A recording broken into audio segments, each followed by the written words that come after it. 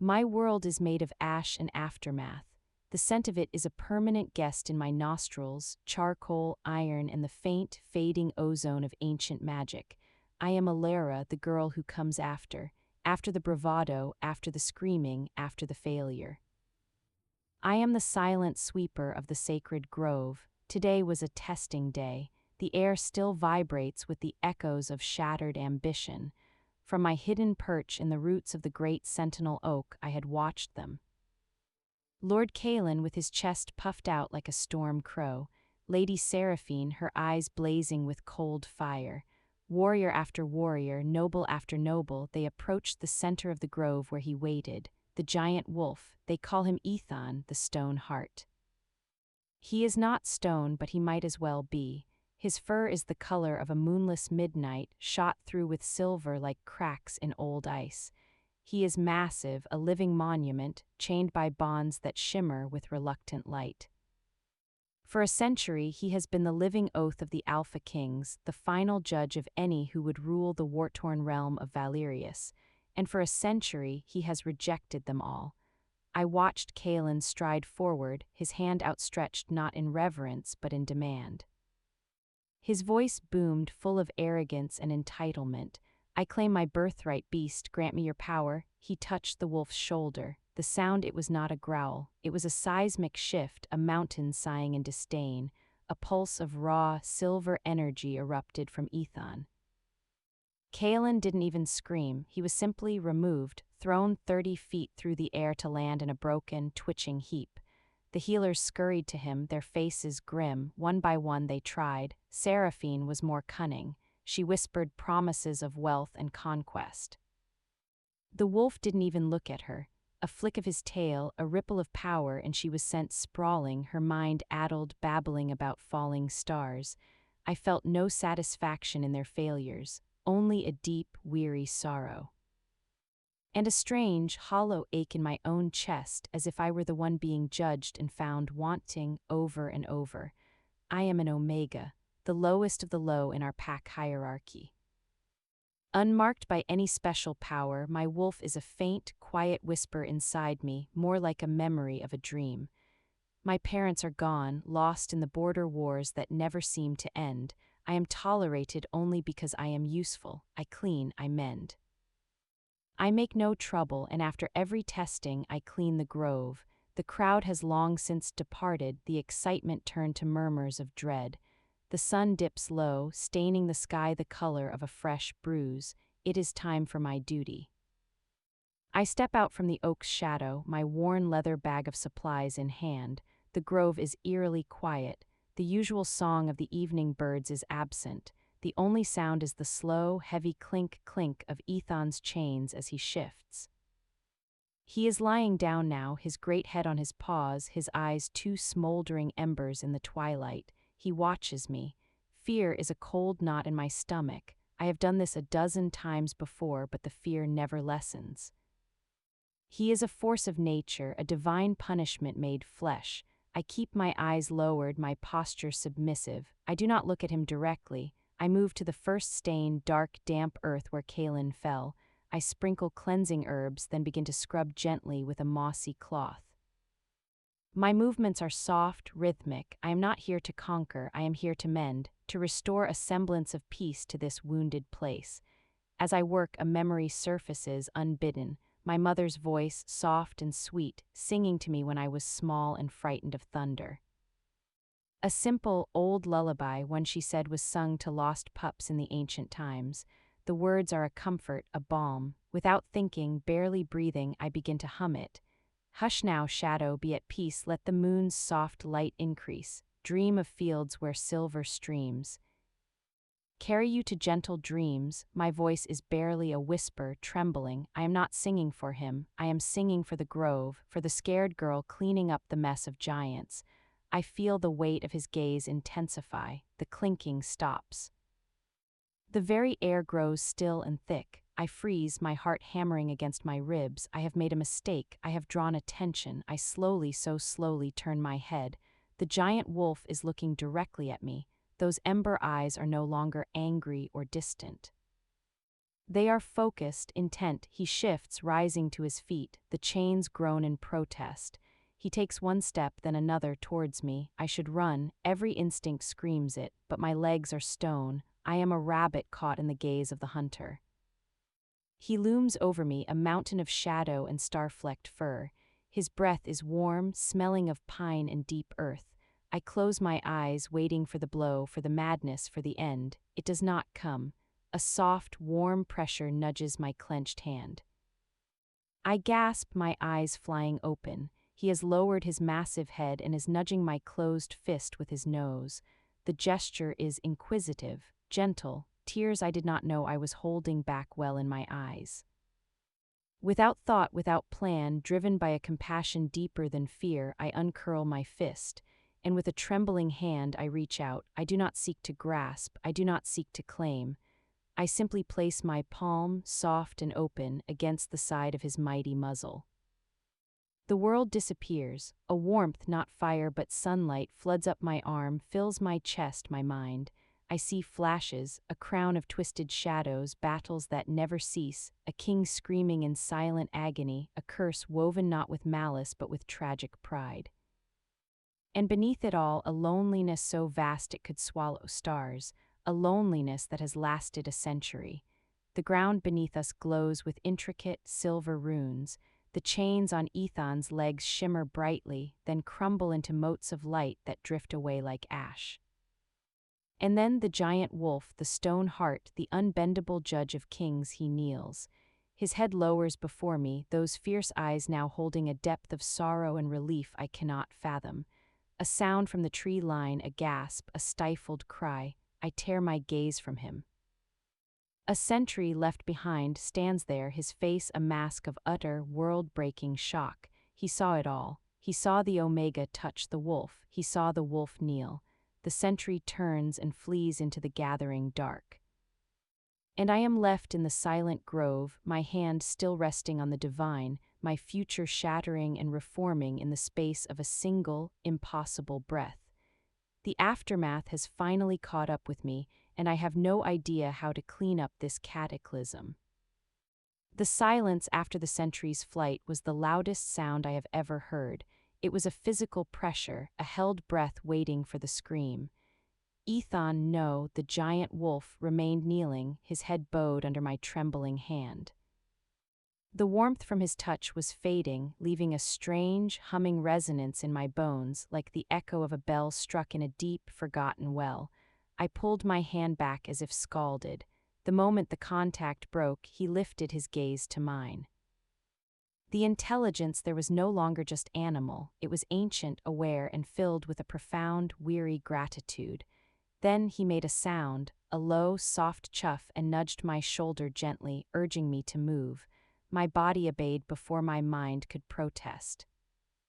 I stumbled back a step, my cleaning bag forgotten on the mossy ground. The wolf rose to his full, terrifying height, now unchained. He shook himself, a ripple of power moving through his fur. He did not look at me again. Instead, he turned and padded silently, with a grace belying his size, into the deepest part of the sacred grove, melting into the shadows between the oldest trees. He was gone, and I was alone, standing in the center of a sacred circle that felt suddenly too large, too exposed. The runes on the ground had faded, leaving only faint, shimmering scars on the earth. The evidence of what happened was invisible, but it was etched into me. They will come. The thought was a cold splash of reality. The sentry had seen. He would tell the captain of the guard, who would tell the steward, who would tell everyone. An Omega touching the stone heart, the wolf kneeling, it was not just unprecedented, it was heretical. It was a disturbance in the very order of our world. I should have run too. Fled into the forest, disappeared, but where does an Omega with no family, no skills but cleaning go? The wilderness would claim me in a night, and a deeper, stubborn part of me, the part that had hummed a lullaby to a god, refused to cower. I had done nothing wrong, I had only shown a moment of pity, so I did the only thing I knew. I picked up my bag. I went back to the stain on the earth, now cold. I finished cleaning it, my movements mechanical, my senses stretched taut, listening for the approach of boots and anger. They did not come with torches and shouts. They came with a terrible, efficient quiet. I had just finished when a contingent of the king's guard emerged from the tree line. They were not in ceremonial armor, but in polished, functional steel. Their faces were impassive, but their eyes held a wary, confused tension. At their head was Captain Reese, a man with a reputation for icy competence and absolute loyalty to the crown, or what remained of it. Elara. His voice was flat, giving nothing away. I bowed my head, my omega instinct to show submission overriding my turmoil. Captain, you will come with us. Do not speak, do not resist. It was not a request. Two guards fell in beside me, not touching me, but their presence was a cage. I was led not towards the servants' quarters, but up the winding path to the fortress of Silverhold, the seat of the Alpha King. I had never been inside its main gates. I had only ever seen its high, bleak walls from the lower town. The journey was a blur of whispered stares and quickly averted eyes. News, it seemed, traveled on wings of panic. By the time we passed through the colossal gates, the courtyard was eerily empty, cleared on orders. I was taken through halls of cold, gray stone, hung with tapestries depicting glorious battles that now felt like lies. The air smelled of dust and damp and a lingering, sourceless despair. We stopped before a pair of enormous, iron-bound doors, the King's Council Chamber. Captain Reese knocked once, a sharp sound that echoed. A voice, old and rasping, called from within, "Enter." The doors swung open. The chamber was vast, lit by a struggling fire in a hearth large enough to roast an ox. A long table dominated the room, and around it sat the most powerful people in Valerius, or what was left of them. I saw Lord Borin, the steward, his face pinched and suspicious. Lady Lyra, the high healer, her expression one of clinical curiosity. General Mace, a mountain of scarred muscle, glaring at me with open hostility. And others, nobles and advisors whose names I didn't know, all staring at me as if I were a strange, dangerous insect. At the head of the table sat King Torin, my breath caught. He was not what I expected. The stories spoke of the Alpha King as a fierce, unbending warrior, a leader worn thin by endless war but still mighty. The man before me was gaunt. His face was pale, etched with deep lines of pain and exhaustion. A simple, dark metal circlet rested on his brow, but it looked less like a crown and more like a shackle. His eyes, a faded blue, held a hollow light, but as they settled on me, that hollowness sparked with something else, a desperate, fragile hope. "So," Lord Borin said, his voice dripping with disdain, "this is the girl, the Omega Cleaner. You expect us to believe the century's hysterical tale, my liege. The stone heart has not moved for anyone in a century." "The chains are gone, Borin," King Torin said, his voice quiet but carrying. It was the voice of a man who had long ago stopped shouting because it cost too much energy. "The sentry is a seasoned man, not given to fancy, and the grove feels different. Can you not sense it?" A murmur went around the table. Some closed their eyes, reaching out with their wolf senses. I saw Lady Lyra's eyebrows rise slightly. "There is a calm," she admitted, "a settling, but it proves nothing of this child's involvement." General Mace slammed a heavy fist on the table. "It is a trick or an accident. The beast's magic is failing. Finally, this girl is nothing, an Omega. To suggest she has anything to do with the King's Oath is an insult to the crown itself." "Then explain," the king said, his gaze never leaving me, "why the whispers have stopped."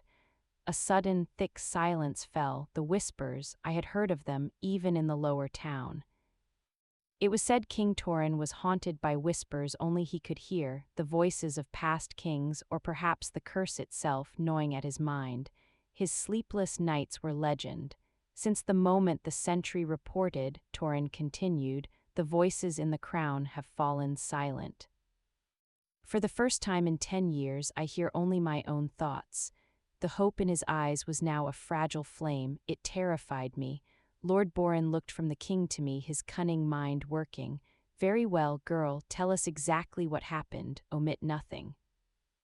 And know that lying to this council is punishable by death.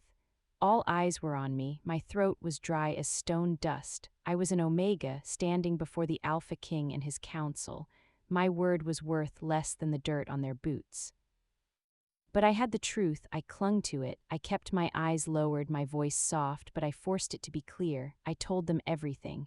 The failed trials, my cleaning, the memory of my mother, the lullaby hummed without thought, the wolf's approach, the touch. The flood of visions, the shadow crown, the endless war, the loneliness, the kneeling. I did not speak of the warmth or the understanding I felt. Those were mine, and they felt too precious to share in this cold room. When I finished, the silence was profound. General Mace looked apoplectic. Lord Borin was skeptical, Lady Lyra was deeply thoughtful. King Torin leaned back in his chair, a single tear tracing a path through the dust on his cheek. He did not wipe it away. The oldest law, he whispered, more to himself than to anyone. Recorded in the first tomes, before the wars, before the curse. The oath-bound shall be freed not by the hand that seeks to rule, but by the hand that seeks to heal. The true Luna comes not from the battlefield, but from the heart's mercy. We have been looking for strength for a century, we have been testing for power, we forgot about compassion. Poetry, snarled General Mace, my liege, you cannot be serious. To name this nobody as Luna, the Pax will revolt. Our enemies will see it as the ultimate weakness, they will swarm our borders. Our enemies have been swarming our borders for generations, General, Torin said, his voice gaining a sliver of steel. Strength has not saved us, perhaps it is time for something else. He rose from his chair, he was tall, but he moved with a stiffness that spoke of chronic pain. He walked around the table until he stood before me. I trembled, wanting to shrink into the floor. He did not touch me. He simply looked at me, his weary eyes searching mine. Elara, he said, and the sound of my name on the king's lips was the strangest thing I had ever heard. You touched the stone heart without desire for my crown. I only wanted to comfort him, I stammered. He seemed so alone. A soft, sad smile touched Torin's lips. Yes, he has been, as have I. He drew a deep breath as if savoring the quiet in his own head. Then he turned to the council. The law is clear. The oath-bound wolf has made his choice. He has knelt. By the ancient covenant, the one who frees the stone heart is recognized as the true Luna, the rightful partner to the Alpha King, whose union is prophesied to break the curse and bring peace. He turned back to me, and then before his entire stunned council, before the disbelieving eyes of General Mace and the calculating gaze of Lord Borin, King Torin, Alpha of Valerius, did not command me. He bowed, a shallow, respectful bow of the head, but it was a bow nonetheless. The realm, he said, his voice echoing in the dead silence, has been blind. We sought a ruler in the smoke of war. The answer was always in the ashes. The world tilted. I wasn't being punished. I was being claimed, not as a possession, but as a key.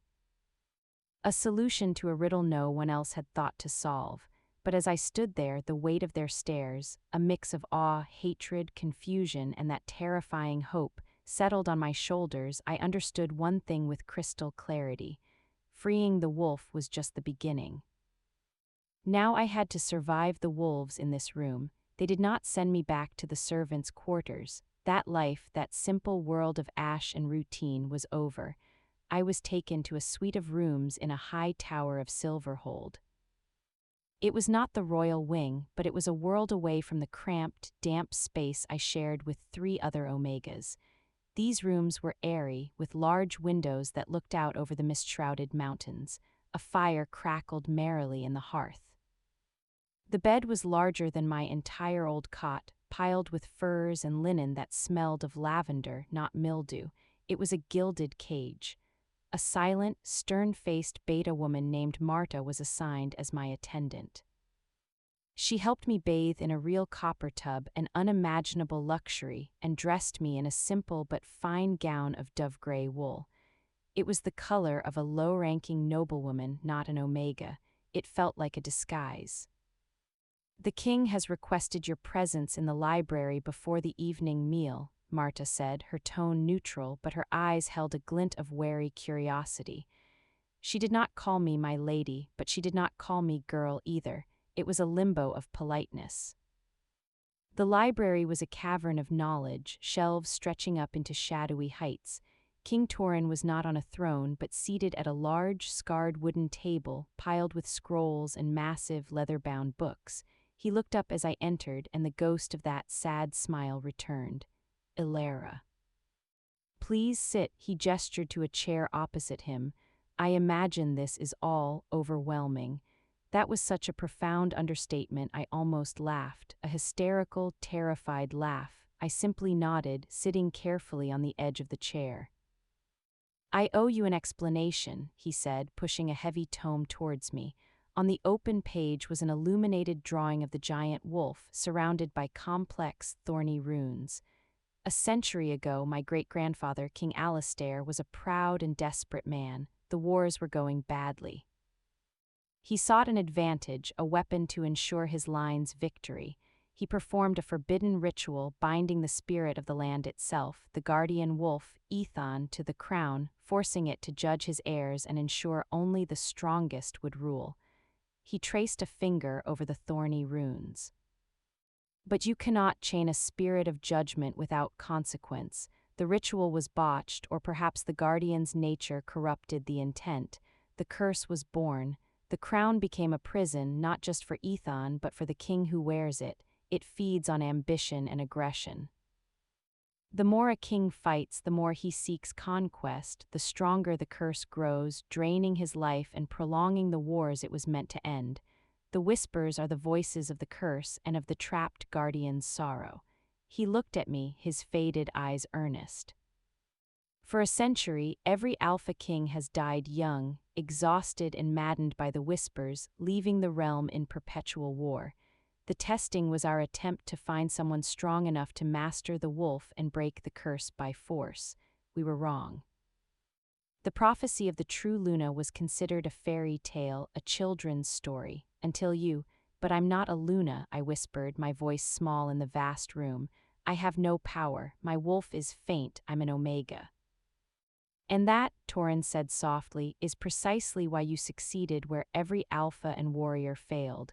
You approached Aethon not as a ruler but as a healer, not with a closed fist of demand but with an open hand of mercy. You saw his loneliness, not his power. You broke the first link in the chain with a lullaby. He leaned forward. The curse cannot be shattered by another act of dominance. It must be unraveled by its opposite, by compassion, by an Omega's heart. The Council does not fully understand this. Mace sees only weakness. Boren sees political opportunity, but the law is the law, and the wolf knelt. What does it mean? I asked, dread coiling in my stomach. What do you need me to do? For now, he said, sitting back, you must stay safe and you must learn. The formal declaration will be made at the next full moon in 7 days. Until then, you are under my protection. But Elara, his voice grew graver, there are those who benefit from the endless war. Arms dealers, mercenary lords, certain nobles who gain power in the chaos. The curse has suited them. Your existence, this prophecy, it threatens their entire world. You are in danger. The warmth of the library evaporated. The gilded cage suddenly felt very cold and very flimsy. Who? I breathed. I don't know for certain, he admitted. The curse clouds my sight, sows distrust even in my own hall, but be wary, trust only Marta and Captain Reese for now, and try to understand this. He tapped another book, this one of ancient poetry and lore. The bond between Alpha and Luna is not merely political. It is a spiritual tether, a balance. We must forge that bond not through force but through genuine alliance. It is our only hope to fully break the curse and bring peace. A bond with the Alpha King, the idea was more terrifying than any assassin.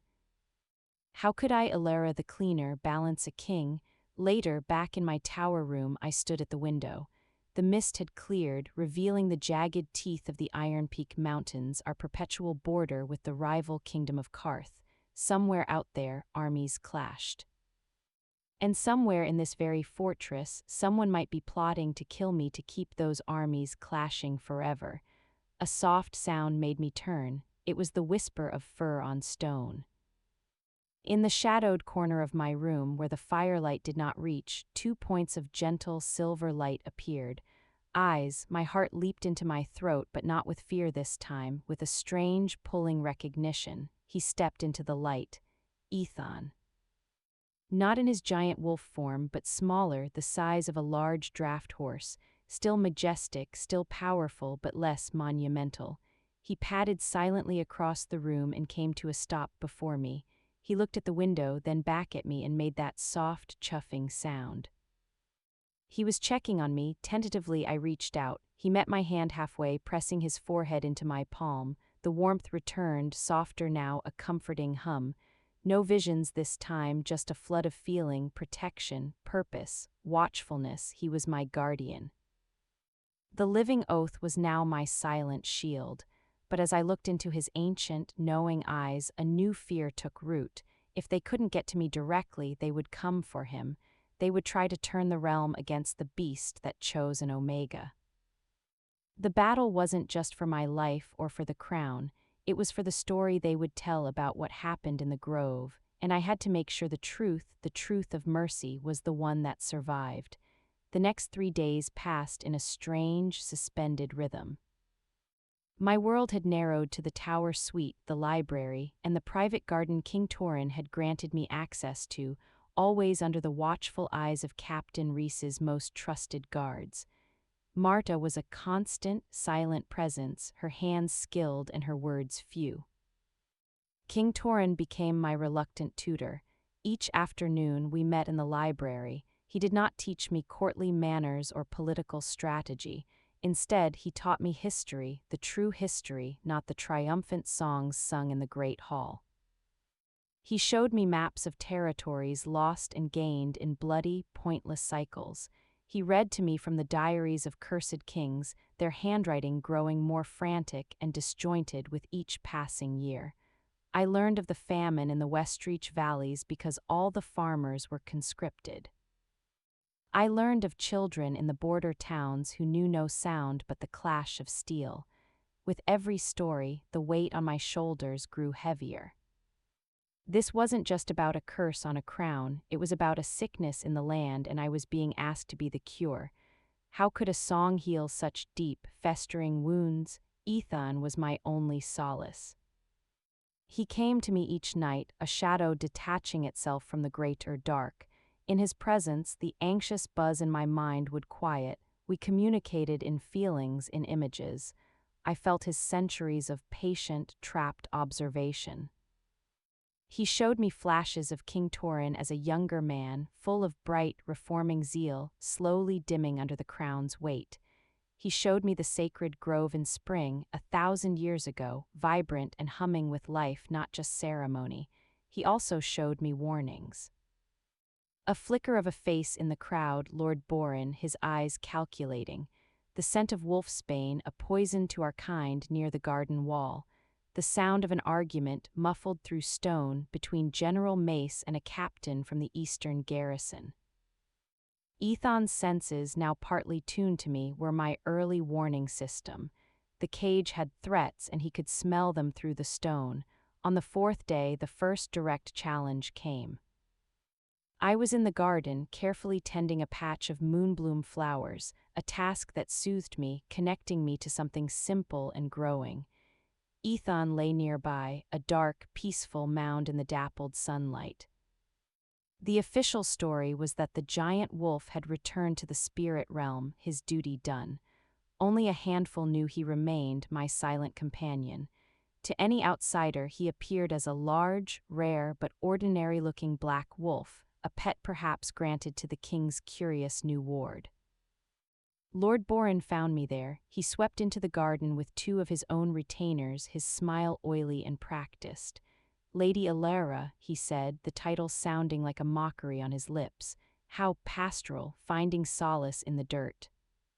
I stood, brushing soil from my hands, keeping my eyes lowered but my spine straight. Lord Borin, the king has granted me the use of this garden. Of course, he waved a dismissive hand. We must all find our little comforts. I come merely to understand. The kingdom is abuzz with rumors. Some say you are a witch who enchanted the stone heart. Others say you are a pawn in a larger game. He took a step closer. Aethon, without moving, let out a low, almost inaudible rumble. Boren's eyes flicked to him, a hint of unease breaking through his composure. I am neither, my lord, I said, my voice steadier than I felt. I am just who I have always been. An omega, he said, the word a carefully placed barb. It is unprecedented. The packs are restless. The alpha of the Frostfang pack has publicly questioned the king's sanity. The stability of the realm hangs by a thread. He leaned in, his voice dropping to a conspiratorial whisper. Perhaps there is a way to ease this tension. A way that serves the kingdom and rewards your surprising elevation. I remained silent, waiting. A formal public renunciation, he said, his eyes gleaming. You declare that your touching the wolf was an accident, a moment of hysterical fear. You step aside from this Luna fantasy. In return, you would be granted a generous estate, a title, a comfortable life far from court. The king, unburdened by this scandal, could marry a suitable, strong alpha female from a loyal pack, securing the alliances we desperately need. It would be for the good of all. My heart pounded. It was a tempting trap, a return to anonymity, to safety. No more weight, no more danger. I could have a garden of my own, somewhere quiet. I wouldn't have to bear the stares, the hatred, the impossible hope. I looked past him to Aethon. The great wolf's eyes were open, fixed on me. In them I didn't see judgment but a question, and I saw the flash he sent me, not of war but of the grove, of the moment my hand touched him and the chains of a century turned to light. That moment hadn't been an accident, it had been a choice to offer comfort instead of cower. I looked back at Lord Boren, the words formed, finding a strength I didn't know I possessed. The Stoneheart did not kneel to an accident, my lord, I said, my voice clear in the quiet garden. He knelt to a choice. The king believes that choice is the key to our peace. I will not renounce it, not for an estate, not for a title. My loyalty is to the truth of what happened and to the king's hope. Boren's friendly mask slipped, revealing the cold steel beneath. His eyes hardened.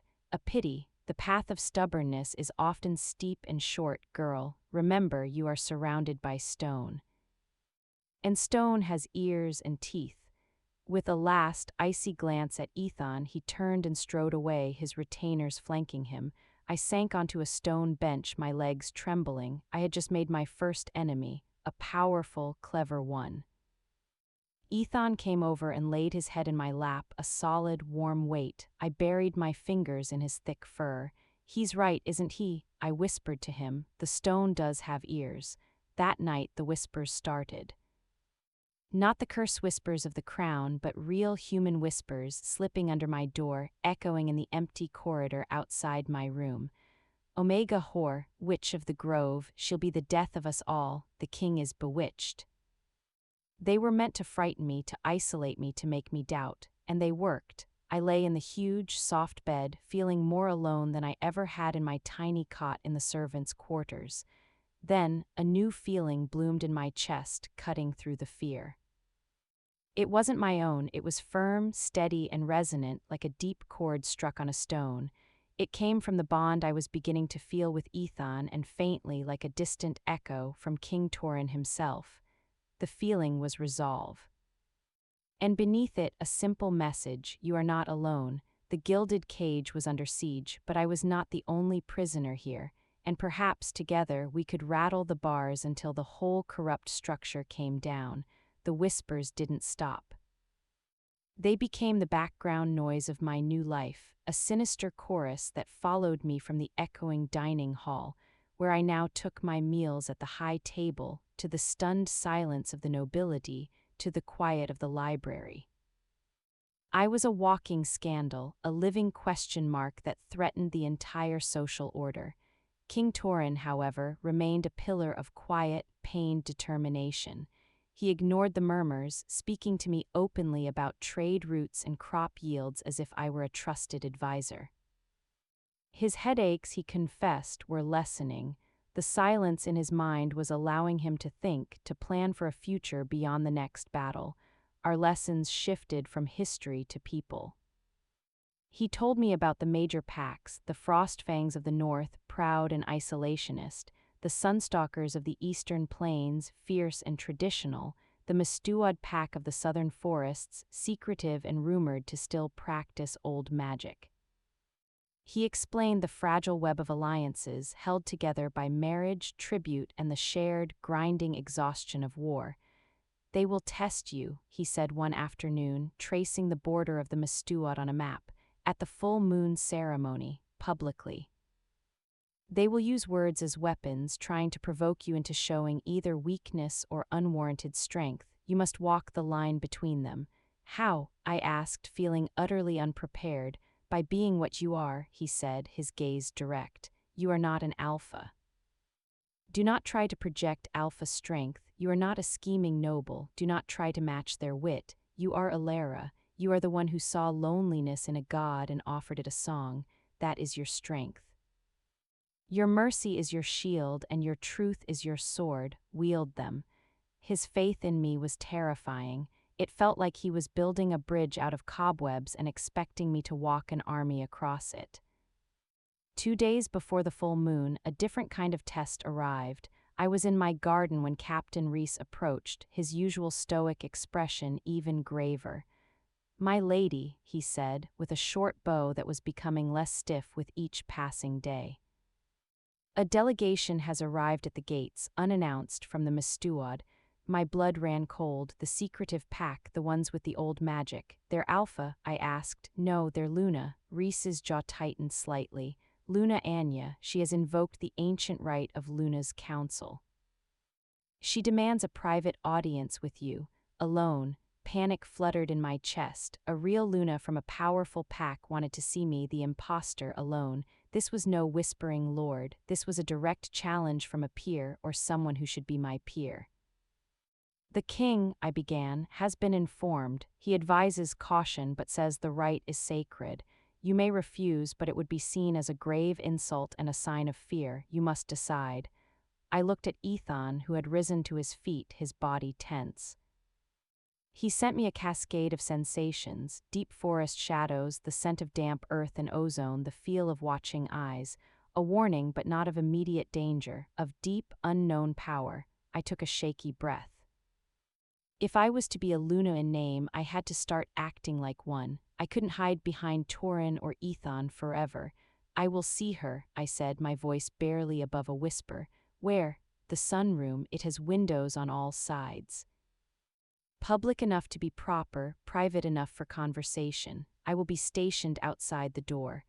The sunroom was a small, bright chamber off the main hall. When I entered, Luna Anya was already there, standing by a window, her back to me. She turned, and I was struck by her presence. She was older, perhaps in her 40s, with hair the color of polished walnut streaked with silver, braided intricately around her head. She wore simple, dark green robes, not finery. But her eyes, they were the color of moss after rain, and they held a depth and a stillness that seemed to swallow the room's light. This was no pampered noblewoman. This was a leader, a healer, a center of power. For a long moment she simply looked at me, her gaze sweeping from my simple gown to my nervous hands to my eyes. The scrutiny was intense but not unkind. It was assessing. "So," she said finally. Her voice was low and melodic, like wind through pine boughs. "You are the one who touched the stone heart." I bowed my head respectfully. "I am Elara, my lady." "I know who you are," she said, taking a step closer. The air around her hummed faintly, a sensation of growing things and patient stone. "The forest knows your name, the trees whisper it. Elara, who sang the chains to sleep. It is a beautiful name. It means light in the oldest tongue, did you know?" I hadn't known. I shook my head, unable to speak. "My pack," she continued, circling me slowly, "remembers the old ways. We remember the Guardian Wolf not as a judge of kings, but as the spirit of the land, the balance between growth and decay, war and peace. We knew the binding was a blasphemy. We have waited a long time for it to break. She stopped in front of me, but we did not expect it to be broken by an omega with a lullaby. Her words weren't an accusation, they were a puzzle. I didn't mean to break anything, I said honestly. I felt his sorrow. Anya's intense gaze softened just a fraction. I believe you, that is why I am here and not my alpha husband who thinks this is all political nonsense. She sighed. The other packs will not be so open-minded. They see only the disruption of the natural order. And Omega as Luna, it offends their every instinct. They will fight you and they will fight King Torin for upholding you. What should I do? The question escaped me, plaintive and real. You must give them something else to see, she said firmly. The ceremony at the full moon is not just a declaration, it is a resonance. The Alpha King will present you to the land through the bond you share with the freed guardian. The land will respond, it will either accept you or it will not. How will it respond? I asked, dread pooling in my stomach. I do not know, Anya admitted. It has not been done in an age, but if the land rejects you, even the king's decree will not be enough. The packs will abandon him, the war will consume us all, curse or no curse. She reached out and to my shock took my hands in hers. Her skin was cool, her grip strong. You must open your heart, Elara, not to the people, not to the nobles, to the land itself. You must let it see the light that is your name, the mercy that is your nature. You are not claiming power. You are asking permission to serve.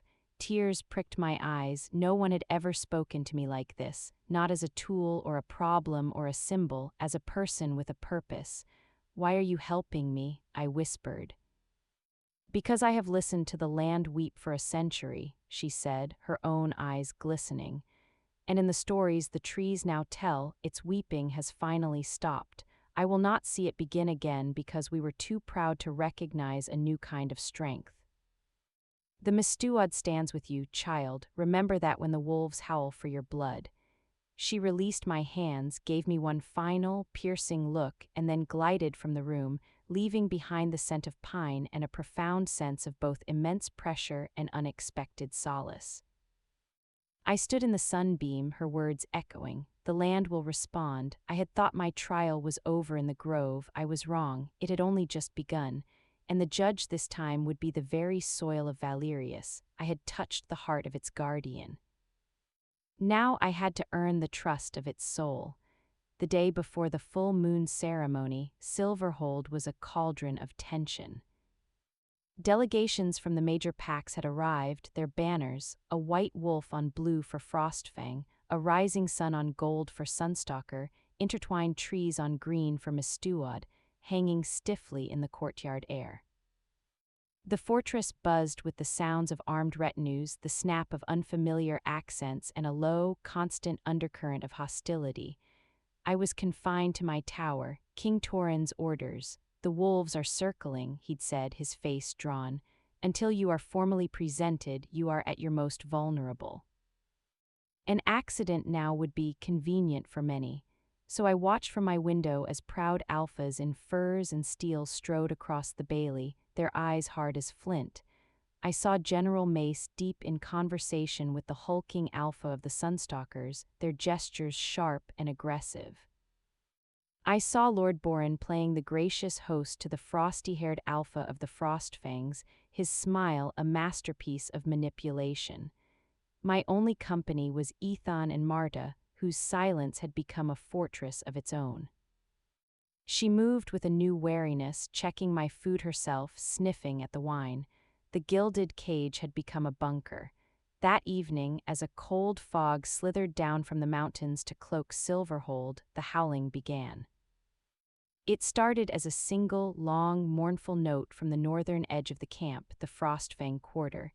It was answered by a sharper, defiant howl from the Sunstalker's side, then another and another until the night was alive with the voices of wolves. It was not a unified song. It was a dissonant chorus of challenge, grief, and rage. It was a howl against me, against the disruption, against the king's madness. The sound scraped against my nerves, awakening the tiny, fearful wolf inside me. She wanted to curl into a ball and whimper. I clutched the windowsill, my knuckles white, feeling smaller and more insignificant than ever. A warm presence leaned against my leg. Aethon. He looked up at me and then threw back his own head. His howl did not shake the stone. It was softer, deeper, a vibration that traveled through the floor more than the air. It held no aggression. It held centuries of lonely watchfulness, the memory of starlight on untouched snow, the patience of roots growing through stone. It was the howl of the land itself, remembering what it was before the chains. The cacophony outside faltered. For a few heartbeats there was near silence, broken only by the confused yips of a few wolves. Then the hostile howls began again, but quieter now, uncertain. Aethon nudged me away from the window and lay down in front of the fire, his message clear: rest. The night is long, but I am here. I lay in bed, the howls a distant thunder, lulled by the steady rhythm of Aethon's breathing. I dreamed not of wolves, but of trees, great, ancient sentinels with bark like silver, their leaves whispering secrets in a language of rustling light. They were calling a name. My name. I woke with the dawn, the fog still clinging to the towers. A strange calm had settled over me. The fear was still there, a cold stone in my gut, but it was surrounded by a new resolve. Luna Anya's words came back to me. You must open your heart to the land. Today was the day. Tonight was the ceremony. The hours blurred into a ritual of preparation. Marta helped me into a gown that was neither Omega's wool nor Noble's silk.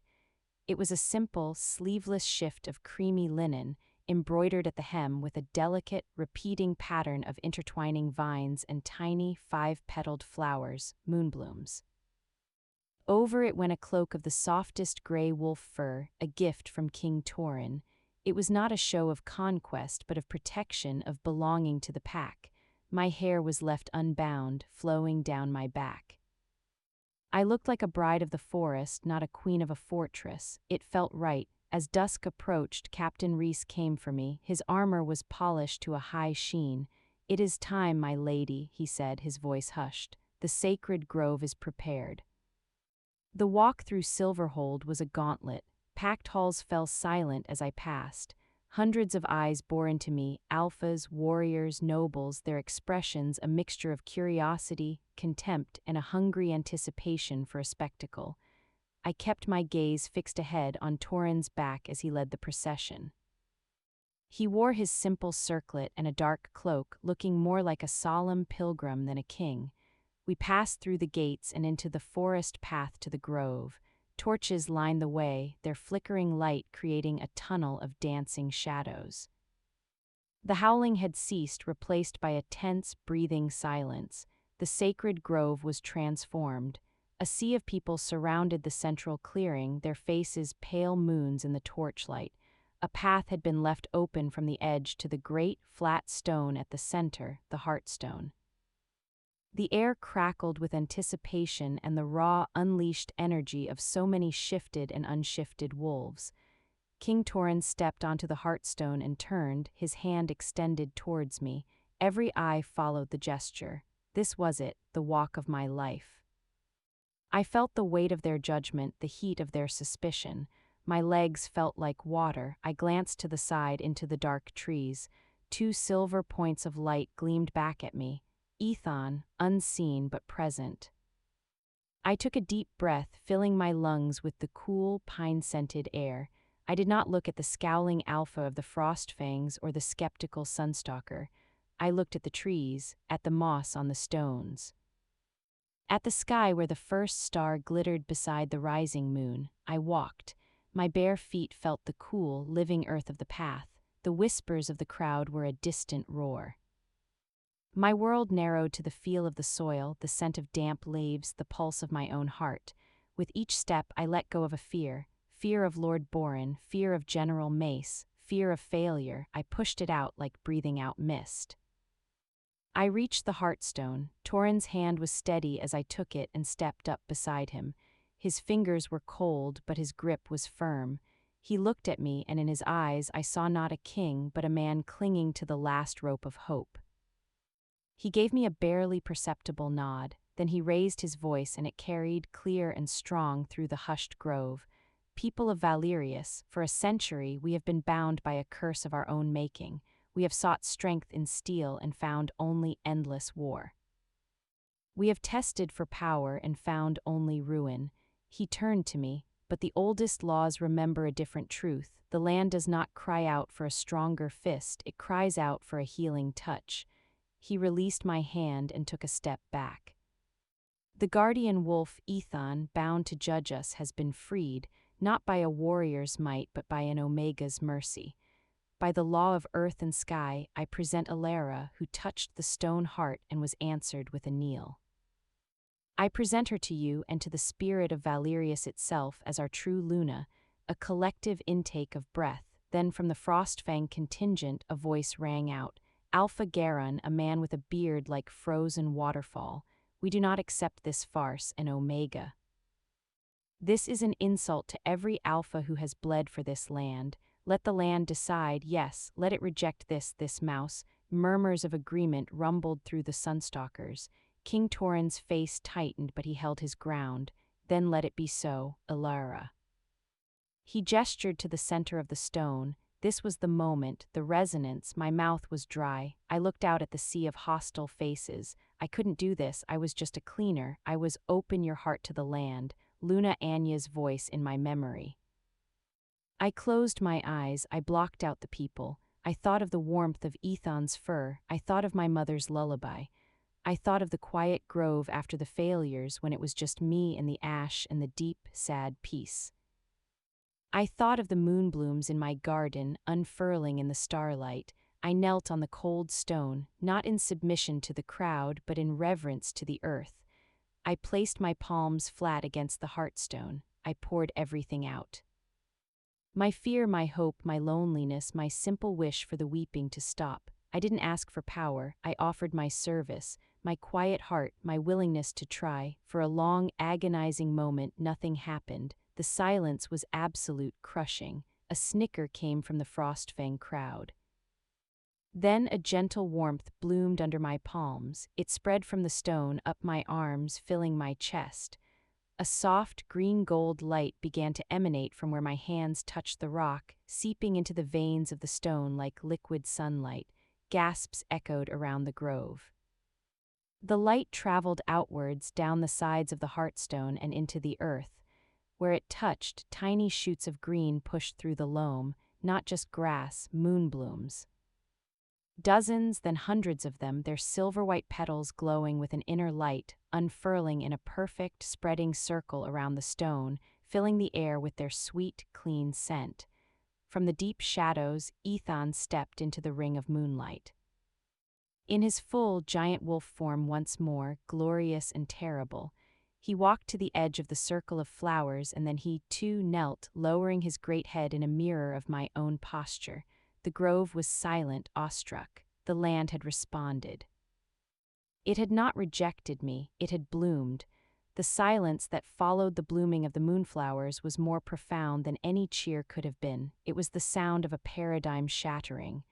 The Frostfang Alpha, Garon, stood with his mouth slightly agape, his bluster frozen. The Sunstalker Alpha looked from the glowing flowers to the kneeling giant wolf, his hard face unreadable. Luna Anya, standing with her Mistuad contingent, offered a small, solemn nod of acknowledgement. King Torin helped me to my feet. My legs were trembling, but a strange, steady warmth now resided in my core, as if I'd swallowed a piece of the sun. The light from the stone and flowers faded, but the blooms remained, a living, silvery testament in the dark grove. The land has spoken, Torin announced, his voice ringing with a renewed authority. The true Luna is recognized. Let the bonds of old be renewed, not in conquest, but in guardianship. There was no grand celebration. The crowd dispersed in a hushed, bewildered rumble. The return to Silverhold was a somber procession. The hostile stares were still there, but now they were mixed with wary confusion and, in a few cases, a dawning, hesitant awe. I had passed the test. I was now, by law and by the land's blessing, the Luna of Valerius. But as Luna Anya had warned me in the sunroom, a title is just a word. The real work began the next morning. My new status earned me a place in the King's War Council. It was held in a stark, map-strewn room deep in the keep, the air thick with the scent of old parchment, anxiety, and male pride. When I entered on Torin's arm, the conversation died. General Mace glowered from his seat. Lord Boren's smile was thin and sharp as a razor. The captains and advisors stared. Torin gestured to a vacant chair beside his at the head of the table. Luna Elara will join our councils. For what purpose? General Mace growled, not even attempting courtesy. To suggest we throw flowers at the Carthians, to sing them lullabies.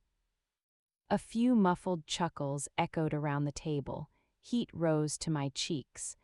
I kept my gaze on the large map in the center, dotted with red and black markers showing troop positions along the Iron Peaks. For the purpose of providing a perspective this room has lacked for a century, Torin said, his voice cool. One not focused solely on the next attack, but on the possibility of a lasting peace. Peace is a fantasy won by strength, my liege, Mace retorted. And our strength is waning. The eastern garrison reports skirmishes daily. Our supplies are low, morale is lower. We don't need poetry, we need steel and soldiers. And where will you get them? I heard myself ask. The words were out before I could stop them. My voice was quiet, but it carried in the sudden stillness. All eyes snapped to me. Mace looked like he'd been slapped. What did you say? He demanded. I swallowed, my heart hammering. I pointed a trembling finger at the map, at the village of Oakhaven, marked in the vulnerable foothills. You conscripted the last of Oakhaven's able-bodied adults 2 moons ago. The report says the remaining elders and children are struggling to bring in the harvest. If they starve this winter, they cannot supply grain next spring. If you take the last blacksmith from Stonecross to mend swords, who will mend their plows, you are not just fighting the Carthians at the border, General. You are starving your own army from within. I looked up, meeting his furious gaze. You speak of strength, but you are weakening the very land that feeds your soldiers. Where will you get more steel when the forges go cold? Where will you get more soldiers when the villages are empty graves? The room was utterly silent. Lord Boren was watching me with a new, calculating intensity. A young captain from the western reaches was nodding slowly, his face grim. General Mace spluttered. This is woman's worry, the soft concerns of the hearth. War is hard, sacrifices must be made. And who makes the sacrifice? I pressed, the warmth in my chest giving me courage. You, in your warm hall, or the child in Oakhaven who watches their mother march away to die for a war that never ends. Perhaps true strength is not in how much you can take, but in how much you can build and protect. Torin placed a hand on the table. The Luna speaks wisdom we can no longer afford to ignore. The curse fed on endless aggression. Our new path must be different. General, you will draft new orders, no further conscriptions from villages at critical harvest or craft capacity. We will rotate frontline troops with garrison duty to let the land and people breathe. Captain Reese, you will oversee a reallocation of supplies from the central granaries to the struggling border villages. Mace looked like he was about to explode. This is madness. It will leave us exposed. It will make us sustainable, Torin countered firmly. The first directive of Luna Elara's council is adopted. See it done.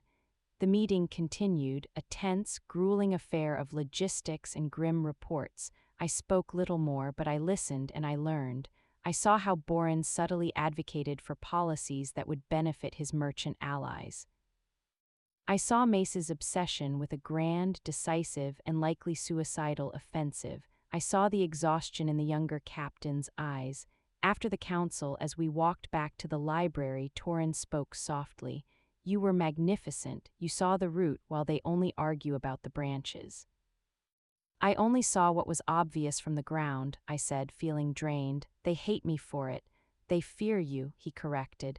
You challenge the only world they've ever known, and fear is more dangerous than hate. It makes people reckless.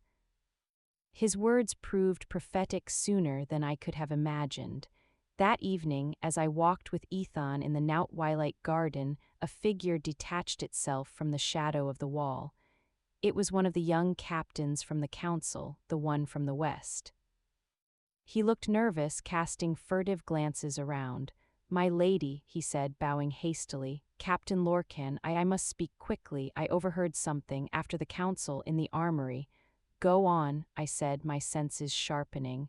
Aethon moved subtly to stand between me and the captain. General Mace was venting to his arms master. He said, "The king is lost to us, led astray by a wolf whisperer. If the land wants an Omega so badly, perhaps it should have her. Permanently." Lorcan's face was pale. The arms master asked what he meant. The general said the Carthians would pay a king's ransom for the so-called true Luna, or an accident in the woods would solve many problems. He looked straight at a set of hunting bows when he said it. Ice water flooded my veins. It was one thing to face political opposition. It was another to hear a direct threat of assassination or betrayal. "Why are you telling me this?" I whispered. "Because I joined the guard to protect Valerius, my lady," Lorcan said, his jaw tight. "Not to watch it be sold into chaos by a proud man's anger. What you said today about the villages, that is the Valerius I fight for." He bowed again. "Be careful. The hunt for the ceremonial stag is tomorrow. The woods will be full of arrows." He melted back into the shadows as quickly as he'd appeared. I stood in the gathering dark, the sweet scent of the moonblooms now smelling cloying, like a funeral offering. The first bloom of acceptance had been swiftly followed by the first thorn of treason. The battle for the kingdom's soul had moved from the council table to the forest, and I was the quarry. The royal hunt was a tradition, a ritual of prowess performed before the full moon ceremonies to show the king's strength and connection to the land. This year it felt like a coiled trap. I stood in the courtyard at dawn, dressed in a practical riding tunic and leggings, a gift from Luna Anya. "You cannot hide in your tower," she had said firmly. "To show fear is to invite the strike. You must be seen, but you must be guarded." Her own 2 Mistuad guards, silent men with eyes that missed nothing, now flanked me, a compliment to Captain Reese's detail. King Torin mounted his great chestnut stallion. He looked more alert than I had ever seen him, the shadows under his eyes less pronounced. He caught my eye and gave me a tight, reassuring nod. He knew of the threat. Captain Lorcan's loyalty had been confirmed and plans were in place. But in the chaos of a hunt, plans could unravel. Aethon, in his smaller wolf form, pressed against my leg. He would not be parted from me. To the court, he was my odd pet. To me, he was my lifeline. General Mace sat atop a fierce black warhorse, his expression one of grim focus. He checked the string of his powerful longbow with deliberate care. Lord Borin, on a gentle palfrey, looked amused by the whole spectacle. We rode out, a thunder of hooves and a jangle of tack, into the royal forest. The mist still clung to the ferns, and the world was painted in shades of gray and green. The energy was not of sport, but of tension. The nobles and captains split into groups, fanning out into the trees with whoops and calls, but their eyes often flicked to me. I stayed close to Torin and his personal guard, my Mistuad shadows a silent, watchful presence. We moved deeper into the woods, the sounds of the hunt growing distant. The plan was to stay in a relatively clear area near the rocky bluffs, away from the thickest brush where an accidental arrow could too easily find its mark. For an hour, it was tense but uneventful. We saw deer, but Torin made no move to shoot. He seemed to be listening to the forest itself. Then a horn sounded, the signal that the ceremonial stag had been sighted. Traditionally, all groups would converge. As we turned our horses towards the sound, it happened. A cry from the left, a shout of boar, wild boar. followed by the crashing of undergrowth and the squeal of an enraged animal. A massive, tusked shape burst from a thicket, not towards the noise but directly across our path, causing horses to rear and the formation to shatter in chaos. In that moment of confusion, I heard it, the distinct thwip of a bowstring, not from the direction of the boar but from the high rocks to our right. Time slowed. Aethon snarled, leaping, but he was on the ground. Torin shouted, reaching for me. I felt a sharp impact on my left shoulder, not the piercing pain of an arrowhead but a heavy, bruising blow. It knocked me from my saddle. I hit the ground hard, the breath driven from my lungs. My cloak was pinned to the soft earth beside me, an arrow with distinctive green fletching buried in the fabric where my heart had been a second before. The boar, the chaos, it had been a distraction. The arrow was the true hunt. Pandemonium erupted. "Protect the Luna," Rhys bellowed. Guards closed ranks around me, shields forming a wall. Torin was off his horse in an instant, kneeling beside me, his face white with fury and fear. "I'm all right," I gasped, pushing myself up. My shoulder throbbed, but it was only a bruise. The arrow had caught the thick fur of my cloak, swung by my sudden, terrified jerk at Aethon's warning snarl. I looked at the arrow. Green fletching, the color of the Mistuad. My blood ran cold. A frame, or had I been wrong about Luna Anya? Before I could process it, Aethon let out a roar that was not of this world. He was staring at the cliffs, his body trembling with rage. Then he was gone, a black streak vanishing into the trees towards the sniper's nest. "Aethon, no." I cried, but he was already out of sight. Torin helped me up. "Rhys with me to the cliffs, the rest secure the Luna here." They charged into the woods. I was left with a ring of guards, the two stoic Mistuad warriors, and a pounding heart. The minutes stretched like tar. The forest had gone silent, holding its breath. Then a new sound, not a roar but a human scream of sheer terror, cut off abruptly. It came from the cliffs. Soon, Torin and Rhys returned, their faces grim. Between them they hauled a man in hunting leathers. He was conscious, but his face was a mask of primal fear and he was babbling incoherently. "Found him crumpled in a heap," Rhys reported, throwing the man down. "No sign of the wolf, he had this." He handed Torin a bow, a beautiful, polished yew bow, unmarked by any house sigil, and a single arrow fletched with plain gray feathers, not green. "The green one was a plant," Torin said, his voice like winter iron. He knelt, grabbing the babbling man by the front of his tunic. "Who paid you? Look at me." The man's eyes rolled, finally focusing on the king. He said it was for the good of the realm, said the Omega was a blight promised gold land, WHO.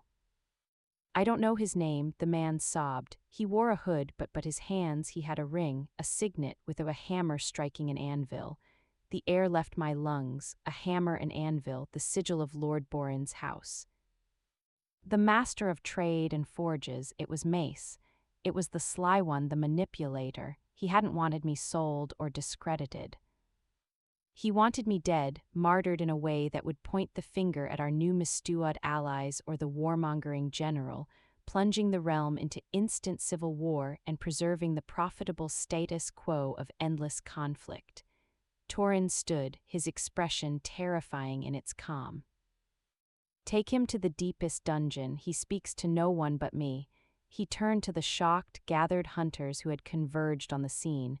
"The hunt is over. Return to Silverhold. Now." The ride back was a funeral procession. The news raced ahead of us.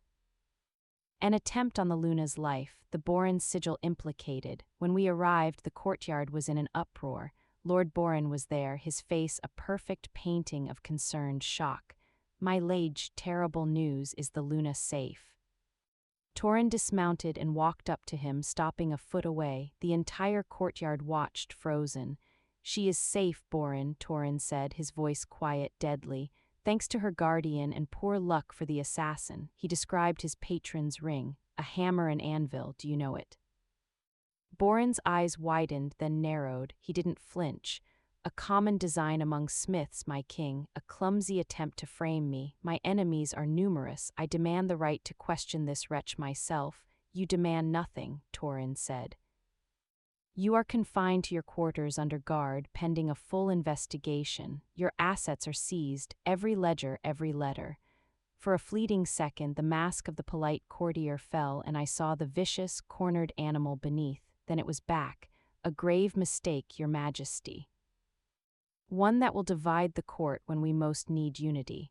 He allowed himself to be led away, his back stiff with affronted dignity. In the sudden quiet, I felt a nudge. Aethon had returned, slipping to my side. He had blood on his muzzle, not the assassin's, I realized from the feel of him. A rabbit, taken in the fury of the chase. He looked up at me, and his eyes held a fierce, satisfied glint.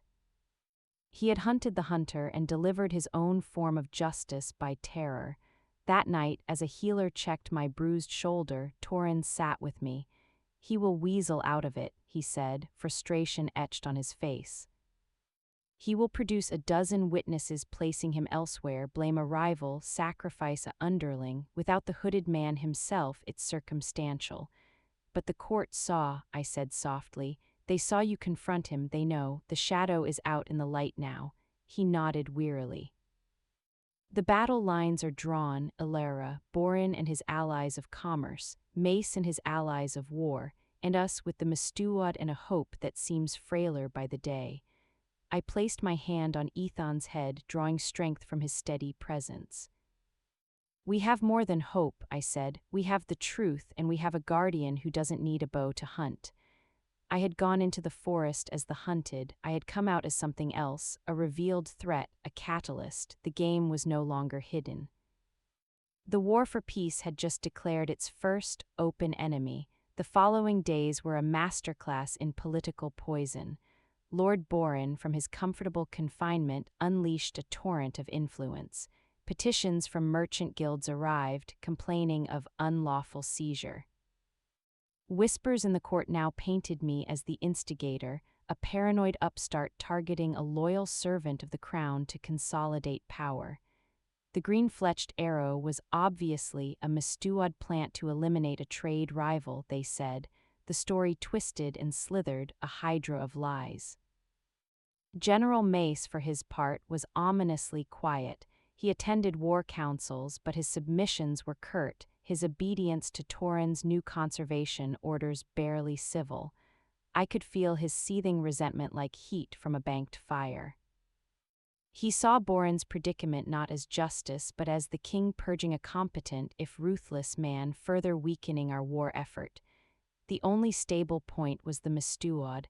Luna Anya remained, a calm, immovable presence. Her support was quiet but absolute. Her guards never left my side. She began to teach me not politics but the old ways.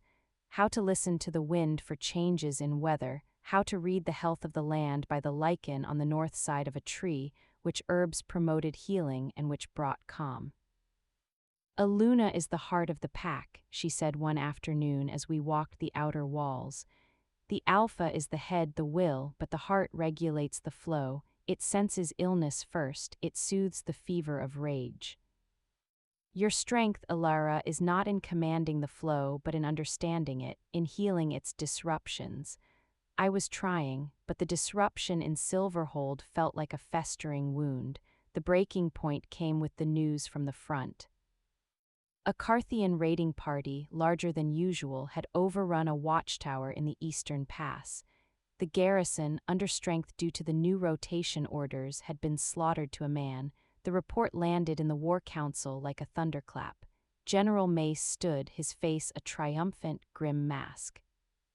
You see, he boomed, slamming the parchment on the table, this is the fruit of your mercy, weakness. Those men are dead because we pulled their reinforcements to let farmers play in the dirt. A cold fist closed around my heart. Guilt, thick and acrid, rose in my throat. Were those deaths on my hands? King Torin paled but held his ground. The orders were to rotate, not abandon. Was the rotation mismanaged, General? It was managed by the folly of the policy itself, Mace shot back.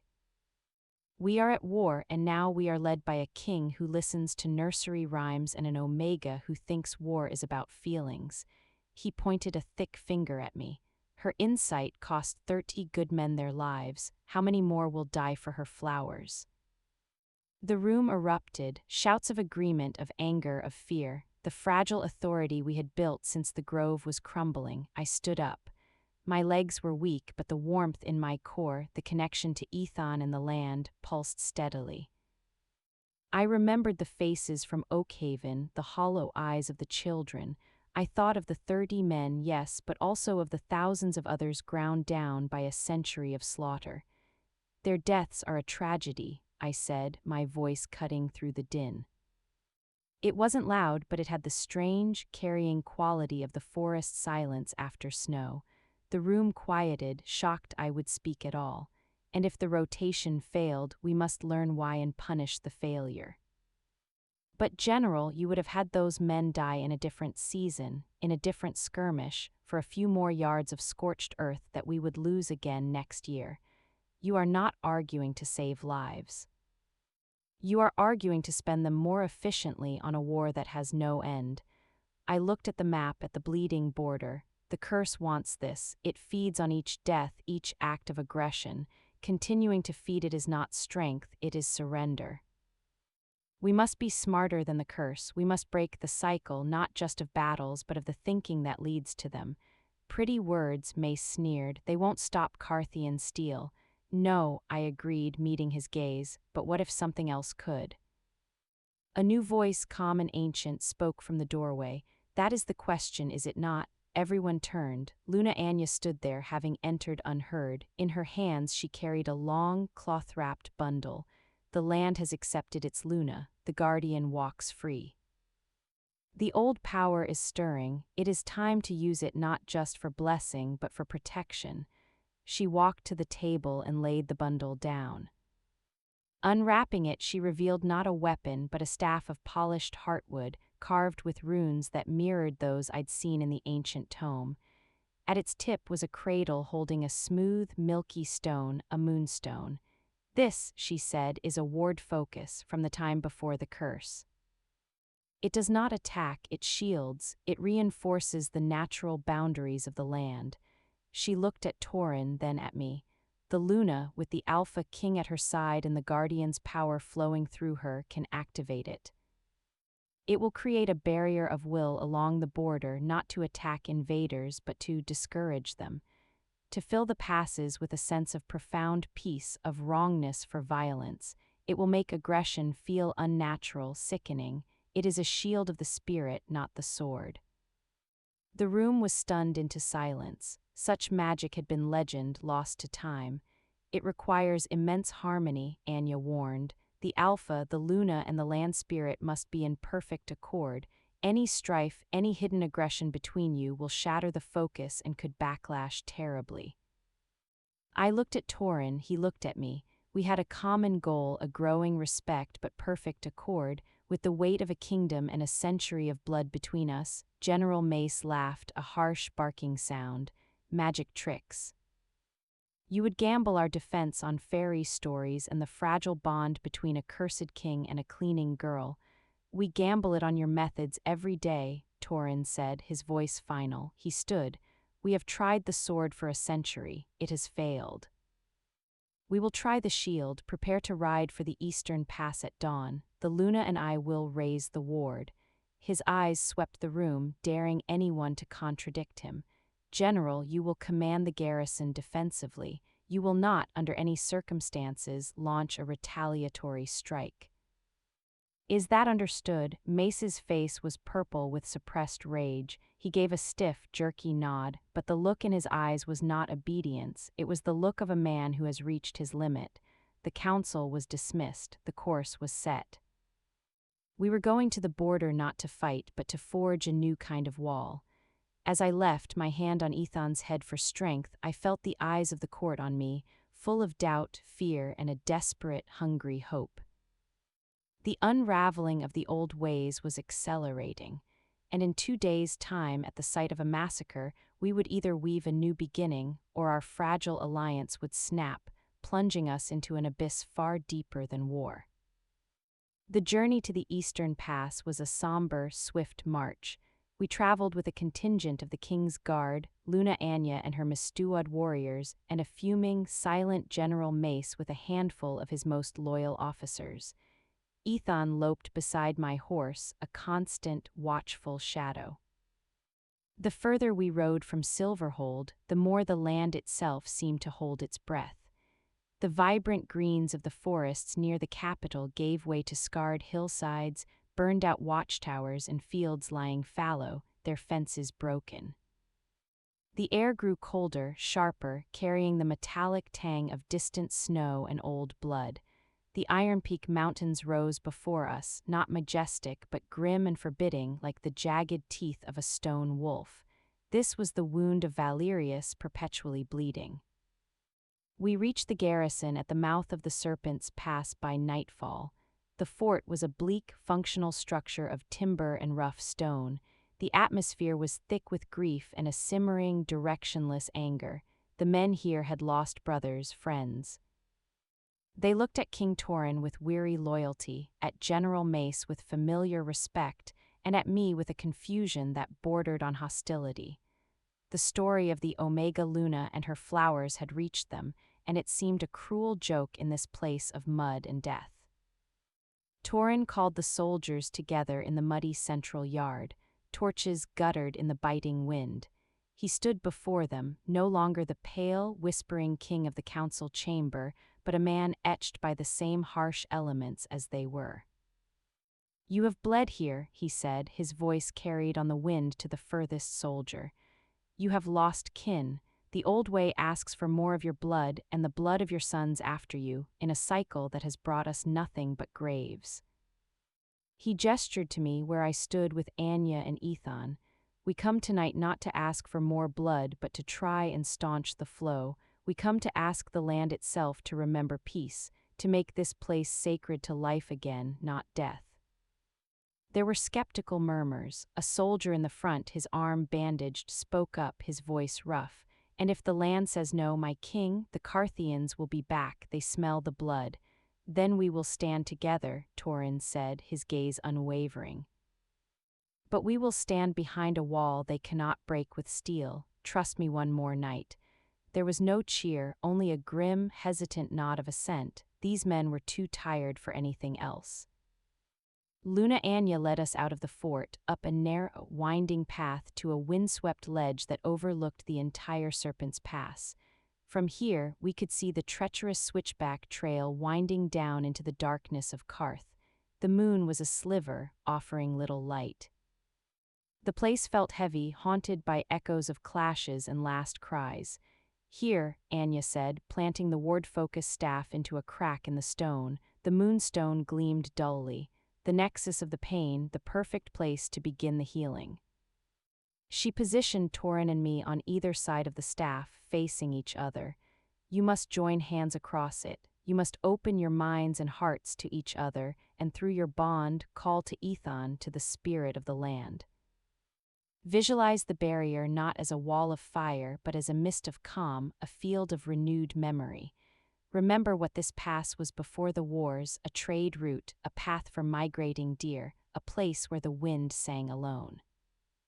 My heart was a frantic bird in my chest. I looked at Torin across the staff. In the faint light, he looked old and young all at once. He held out his hands. I placed mine in his. They were cold, but his grip was firm. "I trust you, Elara," he said softly, for my ears only. I nodded, unable to speak. I closed my eyes. I thought of our lessons, of his weary hope. I pushed my gratitude for his faith, my fear of failing him, my sorrow for this broken place towards him through our touch. I felt a flicker in return, his admiration for my courage, his own colossal burden of guilt, his desperate love for his dying kingdom.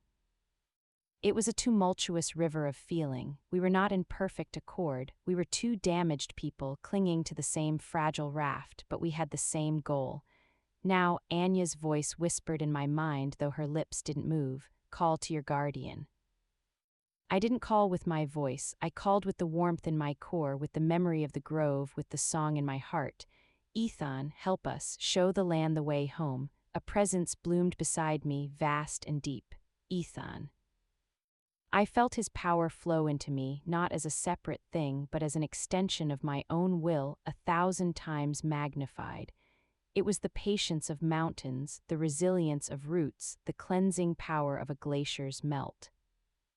It joined the stream of feeling between Torin and me. The staff between our hands began to glow. The moonstone ignited with a soft, silver-white light, pure and cool. The light traveled down the carved runes, which lit up one by one like kindling stars. The glow spread out from the staff, seeping into the stone of the ledge, then flowing down like luminous water into the pass below. In my mind's eye, I saw it. A gentle, shimmering wave of light expanding, covering the scarred battlefields, seeping into the rocks, rising into the air. It carried no threat, it carried the memory of wildflowers, of safe passage, of quiet. It was a lullaby for a wounded place. The light grew brighter, the hum of power becoming a tangible vibration in the air. I felt Torin's hands tighten on mine. We were the conduit. The power was immense, exhilarating, terrifying. I felt our bond straining, thin in places where our fears and doubts still lingered. Then a spike of pure, toxic aggression shattered my concentration. From the corner of my eye, I saw General Mace standing at the edge of the ritual circle, his face twisted in a fury he could no longer contain. He drew his sword. "This ends now," he roared. "This weakness, this magic, I will save the kingdom from you." He lunged not at Torin, not at Anya, but at the ward-focused staff, aiming to destroy the heart of the spell. His violence was a shockwave of discord, a scream in the middle of our lullaby. The perfect accord shattered. The flowing light convulsed. The moonstone flashed blindingly bright. A crack like splitting stone echoed through the mountains and the staff shattered. A violent recoil of energy threw Torin and me apart. I landed hard, the breath knocked from me. Torin was flung against a rock, slumping down. Aethon let out a pained yelp, the silver light around him flickering wildly. But the backlash didn't stop with us. The wave of disrupted power, poisoned by Mace's aggression, rolled outwards down the pass, but warped. It wasn't peace. It was a sudden, overwhelming wave of dread, of primal, paralyzing fear. From the darkness of the Carthian side of the pass, we heard shouts of terror, the clatter of dropped weapons, the panicked whinny of horses. The Carthian scouts watching had been hit by the malformed ward. We had not raised a shield of peace. We had unleashed a wave of nightmare. Gasping, I pushed myself up. Torin was stirring, groaning. Aethon was at my side, nuzzling me worriedly. Luna Anya was kneeling by the shards of the focus, her face ashen. General Mace stood frozen, his sword still raised, looking at the chaos his doubt had wrought. The look on his face was no longer fury. It was the horrified realization of a man who has broken the world to prove a point and succeeded. The barrier was gone. The staff was destroyed, and we had just terrified our enemies into what would certainly be a furious, retaliatory crusade. The hope of a shield was broken, and in its place we had only the storm we had just unleashed. Chaos reigned on the ledge. The Mistuad guards had subdued a stunned, unresisting General Mace, disarming him. Captain Reese was already barking orders, sending runners back to the garrison to put them on highest alert. Luna Anya was helping a dazed King Torin to his feet, a trickle of blood matting his silver hair. I stumbled to the edge, looking down into the pass. The wave of fear had dissipated, but its effects were clear. Pinpricks of torchlight on the Carthian side were scattering in disorder, but even from this distance I could sense the volatile energy shifting from panic to a boiling, humiliated rage. We hadn't cowed them, we had enraged them. What have I done? General Mace's voice was a broken whisper, his great shoulders slumped. He was staring at his own sword, lying in the dirt. "What your fear commanded," Luna Anya said, her voice cold with a fury I had never heard from her. "You have shattered the one tool that could have saved bloodshed. You have turned a plea for peace into an act of spiritual war. The backlash, it will have consequences far beyond this pass." Torin wiped blood from his temple, his eyes clearing. They settled on Mace, and the disappointment in them was more devastating than any anger. Take him to the garrison, bind him. He will face justice, but not until we have survived the tempest he has called down upon us. As Mace was led away, a broken giant, Torin, turned to me. Elara, are you hurt? I shook my head, though every muscle ached from the magical recoil. The ward, it twisted. Because our accord was not strong enough to withstand his discord, Anya said grimly. The focus amplified what was in our hearts. There was still too much fear, too much doubt, and his violence, it was a poison in the well. She looked at the mountain peaks, now shrouded in an unnatural, fast-moving fog. The land is distressed, the imbalance will manifest, storms. Landslides, it will be a physical echo of the spiritual rupture. As if summoned by her words, a low growl of thunder rolled across the peaks. The wind picked up, howling through the pass with a new, biting edge. We hurried back to the garrison. The news of the failed ritual and the general's betrayal spread through the fort like wildfire, turning the grim resolve of the soldiers into a ferment of fear and confusion. Their trusted commander was a prisoner, their king was wounded, their Luna's magic had backfired. And the enemy was now surely preparing for a wrathful assault. In the command hut, Torin convened a frantic council with his captains and Anya. Maps were unrolled, options debated and discarded. Without the ward, the pass was indefensible with their current numbers against a full-scale retaliation. We must retreat, a captain said, his face pale. Fall back to the Stonefall Fortress 20 miles west, we can hold there, and abandon 3 villages in this valley to the Carthians. Torin countered, his fist on the map. We would be signing their death warrants. We can't hold here, my king, another argued. Not now. The debate raged, circling around the same hopeless points. I stood by the hearth, Aethon pressed against me, listening. The warmth in my core felt bruised, the connection to the land throbbed with a sickly pulse. I felt the storm gathering, not just in the sky, but in the hearts of the men in this room, in the soil outside. You are the heart of the pack. Anya's words came back to me. The heart senses illness first, it soothes the fever.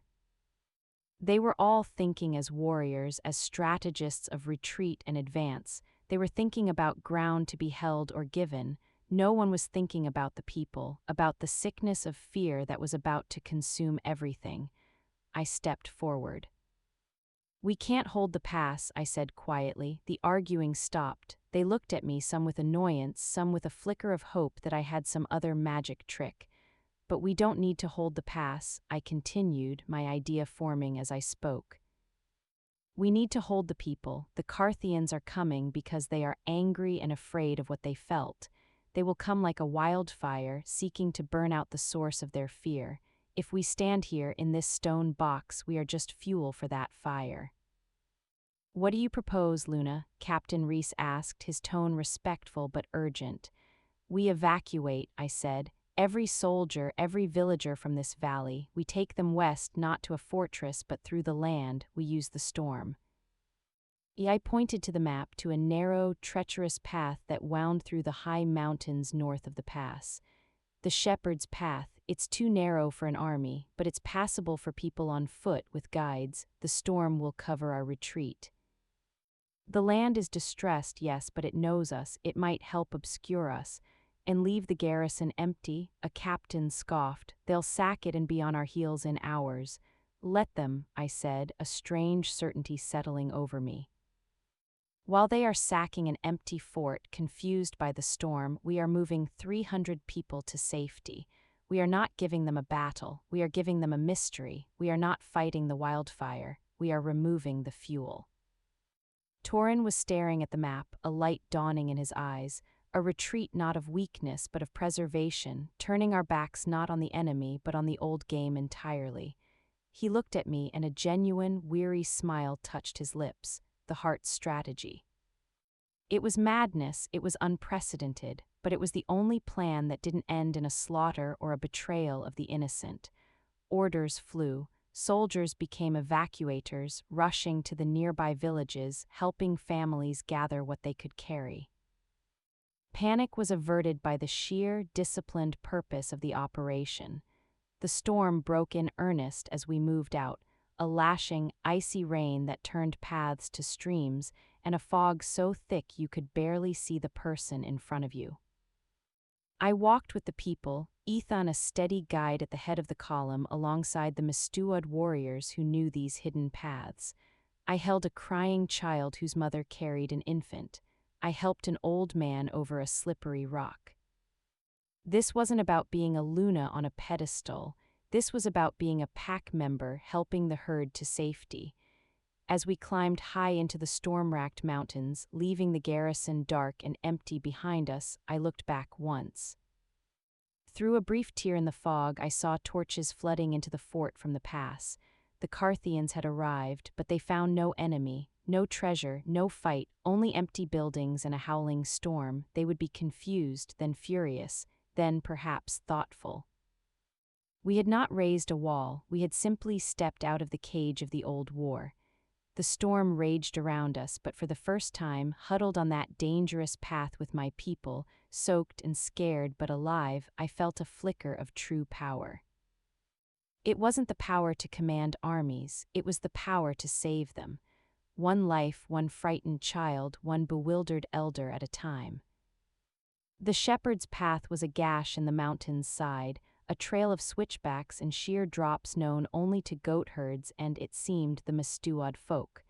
The storm was both our enemy and our savior. It hid us from Carthian scouts, but it also made every step a potential slide into oblivion.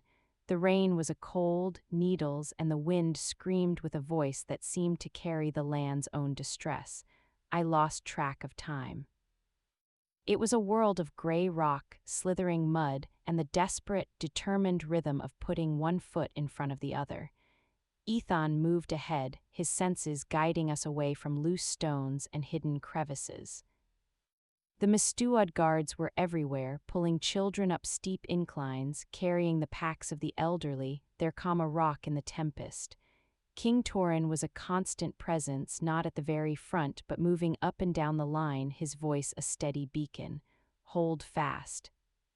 The path widens ahead, take this water, lean on me. He was no longer just a king leading subjects, he was an alpha protecting his pack in flight. The hollowness in his eyes was gone, replaced by a fierce, protective focus. I did what I could. I sang not the lullaby, the wind was too loud, but I hummed it, the melody a thread of warmth in the cold. I held hands, I wiped tears, I offered smiles that felt brittle but were given nonetheless. The people looked at me now not with confusion or hostility, but with a raw, vulnerable dependence. I was the Luna who walked with them in the mud. After what felt like an eternity of climbing, the path finally leveled out onto a high, hidden plateau. A vast, shallow cave offered some shelter from the lashing rain. We herded the exhausted people inside, over 300 souls, shivering, frightened, but alive. Luna Anya and her people immediately began organizing, using what dry wood they had to start small, smokeless fires, distributing emergency rations. Healers moved among the crowd, tending to twisted ankles and the first signs of exposure. Torin, Reese, Anya, and I huddled at the cave's mouth, looking back the way we'd come. The storm still obscured the valley below, but the occasional, distant flash of lightning would illuminate the empty garrison, now likely swarming with Carthians. They will search, Reese said, his face etched with fatigue. They'll find the path eventually. The storm will wash away our tracks, Anya said. And the path is treacherous enough to give even them pause. We have bought time, a day, perhaps two. What then? I asked, my voice hoarse from the cold. We cannot stay here, there's no food, little water. Torin stared into the raging gray. We continue west. Off the known maps, there are old valleys, forgotten holds from before the wars, places the curse and the armies have overlooked. He turned to Anya. Your people know of such places, she nodded slowly. There is the Vale of Silent Waters, a day's hard march from here. It is a sacred place, shielded by old magic. It does not welcome violence, it may be our only sanctuary. a sanctuary that rejected violence. It sounded like a fairy tale, but then so had the idea of an Omega Luna a month ago. We spent a brutal, cold night in the cave. People slept fitfully, huddled together for warmth. I sat with my back against Aethon, drawing heat from his fur, watching the faces of the people in the firelight. I saw a mother rocking her child, a young soldier staring blankly at the wall, an old couple sharing their last piece of hardtack. This was the kingdom, not the fortress, not the crown. This, as dawn broke, the storm began to abate, dwindling to a cold, steady drizzle. Scouts reported no signs of pursuit from below. The gamble had worked for now. The march to the Vale of Silent Waters was even harder. We were exhausted, supplies were critically low, and hope was a fragile ember. But we moved, driven by a primal need to survive. It was near dusk when Anya led us through a narrow, waterfall-shrouded cleft in the rock. We passed through, and the world changed. The noise of the wind died. The constant drip of rain ceased. We emerged into a wide, circular valley, surrounded by sheer, moss-covered cliffs that seemed to drink the sound. A lake of impossibly clear, still water lay at its center, reflecting the clearing twilight sky like a dark mirror. Ancient, twisted trees heavy with silver moss grew in peaceful groves. The air was warm, still, and smelled of damp earth and blooming night flowers. It was utterly, profoundly silent, not the silence of absence but of deep, listening peace. The people stumbled in, their gasps of awe the only sound that seemed permitted. Even the children grew quiet, wide-eyed. "The Vale remembers peace," Anya whispered, reverence in her voice. "It has been waiting." We made camp on the soft grass by the lake. There was fresh water, edible roots and fungi the Mistuad folk identified, and a sense of safety so tangible it felt like a blanket. For the first time in days, people slept deeply. Torin found me sitting by the water's edge, Aethon at my side. He sat down heavily beside me. "You saved them, Elara," he said, his voice thick with emotion. "Your plan, your heart." I was still thinking like a king protecting a border. You were thinking like a Luna protecting her pack. "We saved them," I corrected softly. "You gave the order, they followed you." He was silent for a long moment, watching the first stars appear in the lake's mirror. Mace was wrong about everything, but he was right about one thing. I have been a king led astray, but not by you, by the curse, by the old bloody path. You, he looked at me, his eyes gleaming in the starlight, you are leading me back. To what a king should be, a shepherd, not a warlord. The words hung between us, a bond stronger than any ritual. It wasn't about romance, it was about recognition, partnership. "What happens now?" I asked. "We have a few hundred people safe. But the kingdom is still out there. Borin is scheming. The Carthians are angry. The curse, is it broken?" Torin touched the simple circlet on his brow. "The whispers, they have not returned, but the crown still feels heavy. The curse is weakened, I think, by our actions. By choosing preservation over aggression, but it is a seed deep in the soil. It will not die until a new way of ruling is firmly rooted." He sighed. "We cannot hide here forever. We must reclaim Valerius, not with an army, but with this." He gestured to the peaceful vale, to the people beginning to cook their meager meals, to share quiet stories, with proof that another way is possible. Reclaim the kingdom from a hidden valley with a few hundred refugees, it was impossible. But as I looked at the silent water, felt the deep peace of this place seeping into my bones, and felt the steady, watchful presence of Aethon and the newfound solidarity with Torin, impossible felt a little less certain. We had fled the storm. We had found sanctuary. Now we had to grow a new world from this silent, sacred seed, and we had to do it before the old world burned itself to the ground looking for us. Time in the Vale of Silent Waters flowed differently.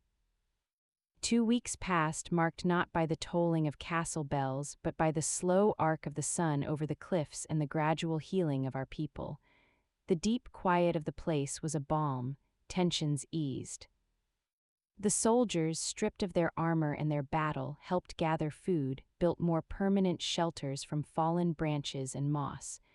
Children began to play by the lake, their laughter a soft, welcome sound that the valley seemed to absorb and bless. It was a tiny, perfect model of a kingdom, one based on mutual aid, not hierarchy. Here, an Omega's skill at identifying edible herbs was as valued as a captain's strength. The old stories the elders told around the evening fire were our law and our history. King Torin and I spent our days working alongside everyone else. In the evenings, we would walk the perimeter of the lake with Aethon, talking. The conversations were no longer lessons but counsels between equals. We spoke of governance, of justice, of how to dismantle the systems that had fed the curse. The first thing, Torin said one evening, is to formally break the line of cursed succession. When we return, I will not be succeeded by my bloodline alone. The crown must pass to one judged worthy by a new standard, not a test of strength against the wolf, but a test of heart before the land. And the packs, I asked, they will want one of their own. Then they must learn to want what is best for all, he said, his voice firm. The Mstuad supports us, the others, they will need to see this. He gestured to the peaceful camp. They will need to feel the safety we've built. But the outside world would not wait for us to build a perfect example. Our sanctuary was fragile, and news of it could not be contained forever.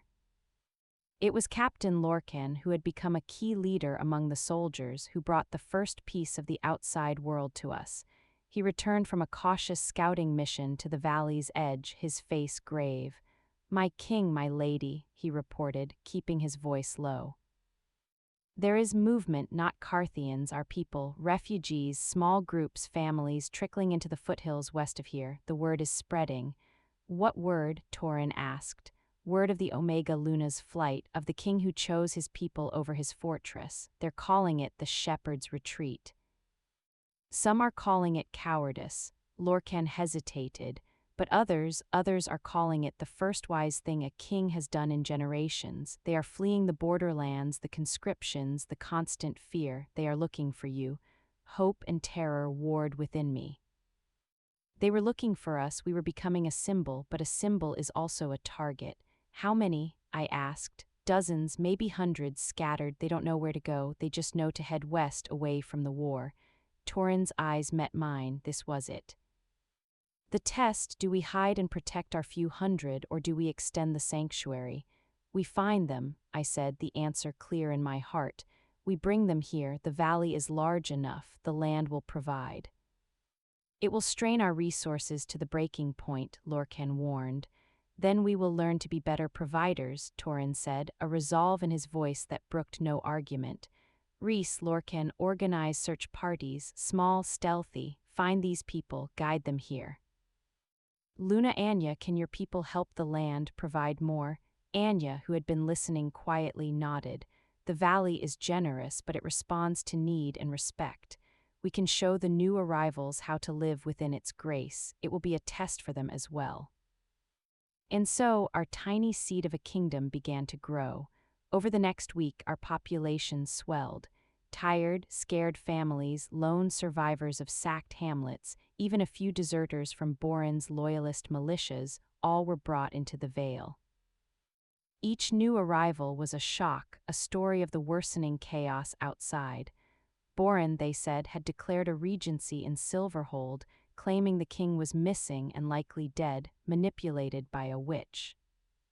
He was consolidating power, making deals with desperate Carthian warlords for temporary peace on his terms, selling out border territories. The curse was thrashing in its death throes, creating monsters of ambition like Borin. One evening, a new group arrived, led by a grim-faced Mstuad scout. Among them was a face I never expected to see again, General Mace. He was a shadow of his former self. Unarmed, his fine armor replaced with a dirty tunic, his proud posture bowed. He saw Torin and me by the lake and approached, stopping a respectful distance away. Then, to the shock of everyone watching, the mighty general knelt in the soft grass and bowed his head. "My king, my lady," he said, his voice gravelly with shame, I have no right to ask for sanctuary, I came only to report. And to offer my life in whatever service you see fit if you will have it. Torin was silent for a long moment. Rise, General, speak. Mace stood, unable to meet our eyes. Borin has Silverhold, he has bribed or threatened half the council. He's treating with the Carthian chief, Razzle. The deal cedes the entire eastern Iron Peaks, including the villages we evacuated.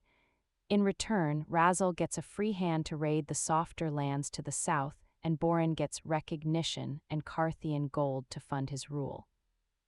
The betrayal was so vast it was dizzying. He wasn't just profiting from war, he was orchestrating the dismantling of Valerius itself. Why are you here? Torin asked, his voice cold. Because I am a fool, Mace said, the words ripped from him. I thought strength was in the sword. Borin showed me it is in the lie, in the coin. I would rather die serving a true king in a ditch than live as a puppet in a gilded hall bought with the blood of my people. He finally looked up, his eyes red-rimmed. The men, the soldiers, they are confused, leaderless. Many would still follow you, Torin, if they knew you lived, if they knew there was another way than Borin's treachery or my own blind obedience. It was a turning point. An enemy had become a penitent, and he brought with him the key to the kingdom, the loyalty of the army. That night a new council was held under the stars, Torin, Anya, Rhys, Lorcan, a now included Mace and me. We cannot fight our way back, Torin stated. We do not have the numbers, and bloodshed is the curse's language. Then we must walk back, I said, the idea forming as I looked at the hopeful, weary faces of our now 1,000-strong community around their fires. Not as an army, but as a procession, as proof. We walk to Silverhold with every soul who has sought refuge here. We show the kingdom what it is fighting for. We show the soldiers their families safe and whole. Borin will not let us approach, Rhys said. He will have to stop his own people, I replied. He will have to give the order to cut down women, children, and the soldiers' own kin. Can he, and if he does, will his men obey? It was a gamble on the human heart, on the power of truth over lies. We will need a vanguard, Mace said, his strategic mind engaging at last for the right cause. A small group to go ahead to make contact with the loyal captains in the army to spread the word that the king lives and brings a new covenant. And we, Anya said, her hand resting on the now silent earth of the Vale, will ask the land to walk with us, not with a ward but with a sign, a blessing for those who choose peace. The plan was set, we would leave the sanctuary. We would march back into the heart of the storm, armed with nothing but our numbers, our truth, and the quiet power of a valley that remembered peace. The seed had sprouted in the silence. Now it was time to plant it in the war-torn fields of Valerius and see if it could take root in the sight of both friend and foe. Leaving the Vale of Silent Waters felt like leaving the womb. The deep, nurturing quiet gave way to the sounds of the wind in the pines, the chatter of 1,000 people, and the ever-present, low hum of anxiety. We were a strange, magnificent, and vulnerable caravan. Elders on makeshift litters, children walking hand in hand, soldiers turned guards carrying hunting spears instead of halberds, and at the very center, walking among them, King Torin and I, with Aethon a vigilant shadow at our side. General Mace and Captain Lorcan, with a handful of the stealthiest volunteers, had gone ahead 2 days prior. Their mission, to slip into the camps and garrisons between us and Silverhold to whisper to the rank and file, "The king lives, he brings your families home. He brings a peace without surrender, do not raise your sword to him." Our progress was slow, dictated by the weakest among us. We followed hidden trails and old forest roads, avoiding main thoroughfares. News of our movement, however, could not be entirely suppressed. We were a rumor given flesh, a story walking through the woods. The first test came at the crossing of the River Sorrow. A contingent of Borin's new royal guard, 50 strong in mismatched armor, barred the stone bridge. Their captain, a swaggering man with Borin's hammer and anvil pin on his cloak, sneered at the ragged head of our column. Halt! By order of the Regent Lord Borin, no unauthorized gatherings are permitted. Turn back this rabble or be dispersed. King Torin stepped forward. He wore no crown, only a simple cloak, but his bearing was regal. I am King Torin, this is no rabble, these are my people returning home. Stand aside, captain. The captain laughed, but it was nervous. The king is dead, led astray by witchcraft. You are an impostor, and this is a mob, archers. Archers along the bridge raised their bows. A gasp of fear went through our people behind me. I felt a surge of protective fury from Aethon. Then, a murmur came from within the guard contingent itself. Soldiers were looking past their captain, peering into our crowd. I saw a young guardsman's eyes widen. He lowered his bow, pointing. Mara, mother, an elderly woman near the front, being helped by her daughter, squinted. Jens, my boy, the spell of authority shattered. Other soldiers began to recognize faces, sisters, fathers, sweethearts they thought lost in the chaotic retreats and Borin's restructuring. The captain shouted orders, but his men were no longer listening. They were pushing forward not to attack, but to embrace. The captain, isolated and panicking, drew his sword. I said stand firm. Before he could take a step, two of his own men grabbed his arms, disarming him. We're done, captain, one growled. Done taking orders to starve our own villages for that snake in Silverhold. The bridge was ours, taken not by force but by reunion. It was a pattern that repeated in smaller ways over the next 5 days as we moved deeper into the heartlands of Valerius. Borin's hold was a veneer built on fear and lies.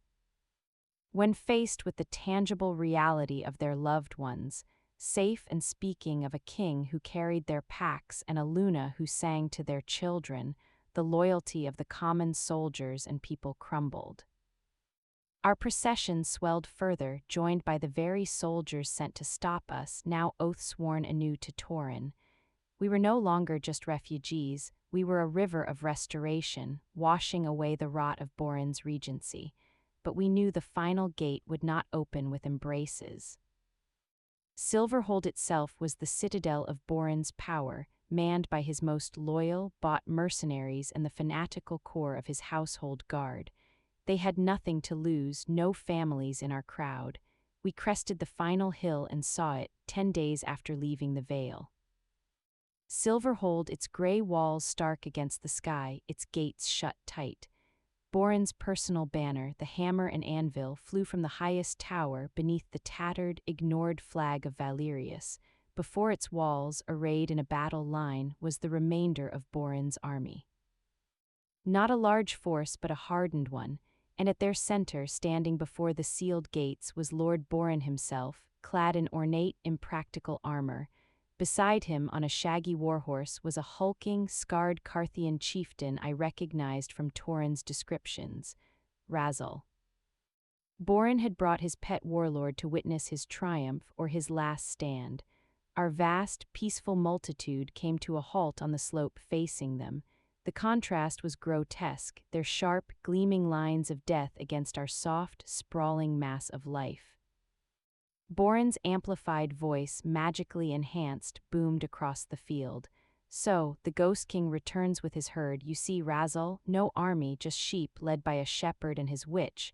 Torin stepped out in front of our people. I moved to stand beside him.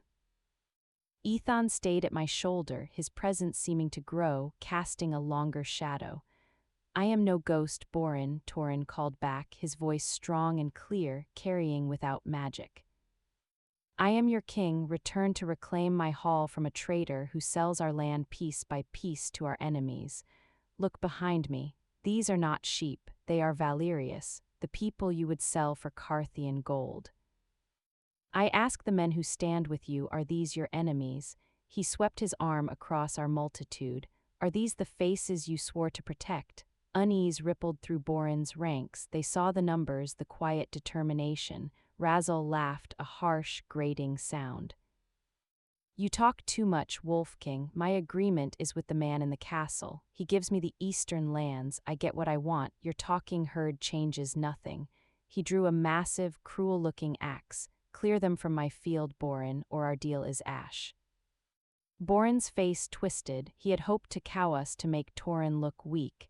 Now his Carthian ally was demanding a massacre to secure his prize. He was trapped. He raised his hand, ready to give the order to charge. This was the moment. The moment the old way demanded blood, I stepped forward past Torin. I felt every eye on me, the hope of thousands at my back, the hate from Borin, the contempt from Razel. The warmth in my core, my bond with Aethon and the land, flared. I didn't raise a weapon. I raised my voice. I began to sing, not the lullaby this time, a different old song one Luna Anya had taught me in the Vale.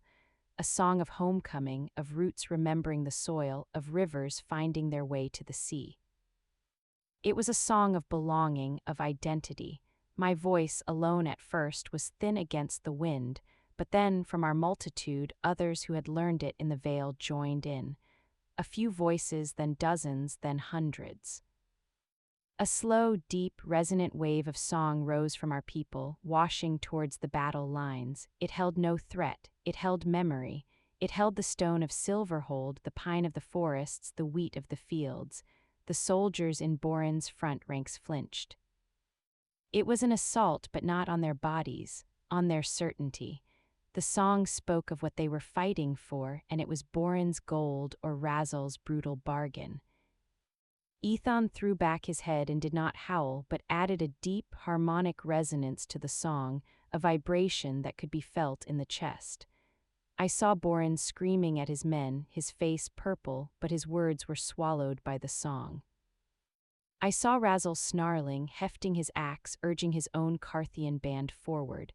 Then, from the high walls of Silverhold, a new banner unfurled. It was the royal banner of Valerius, and beside it the green banner of the Mistuad.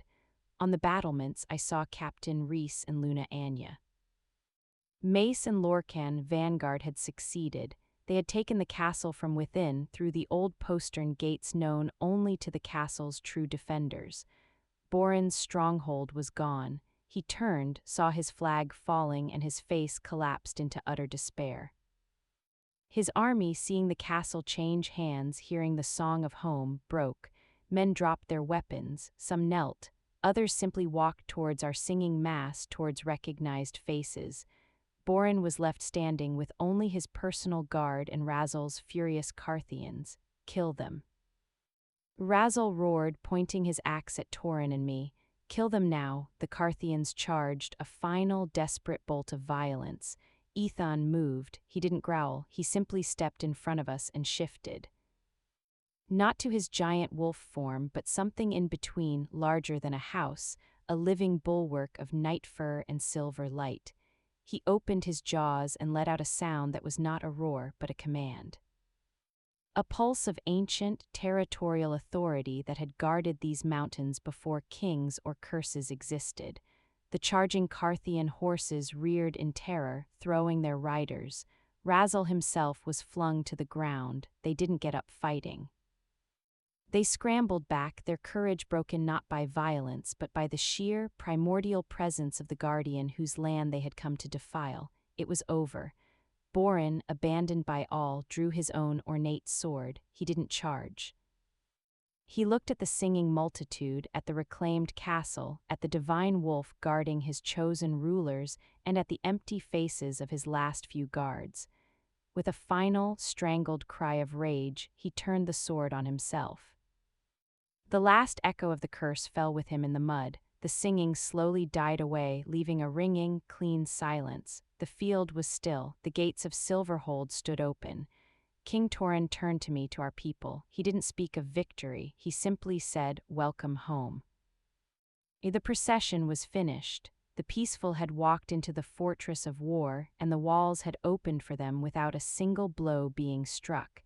They called it the day of silent homecoming, the day the songs of the people opened the gates that swords could not.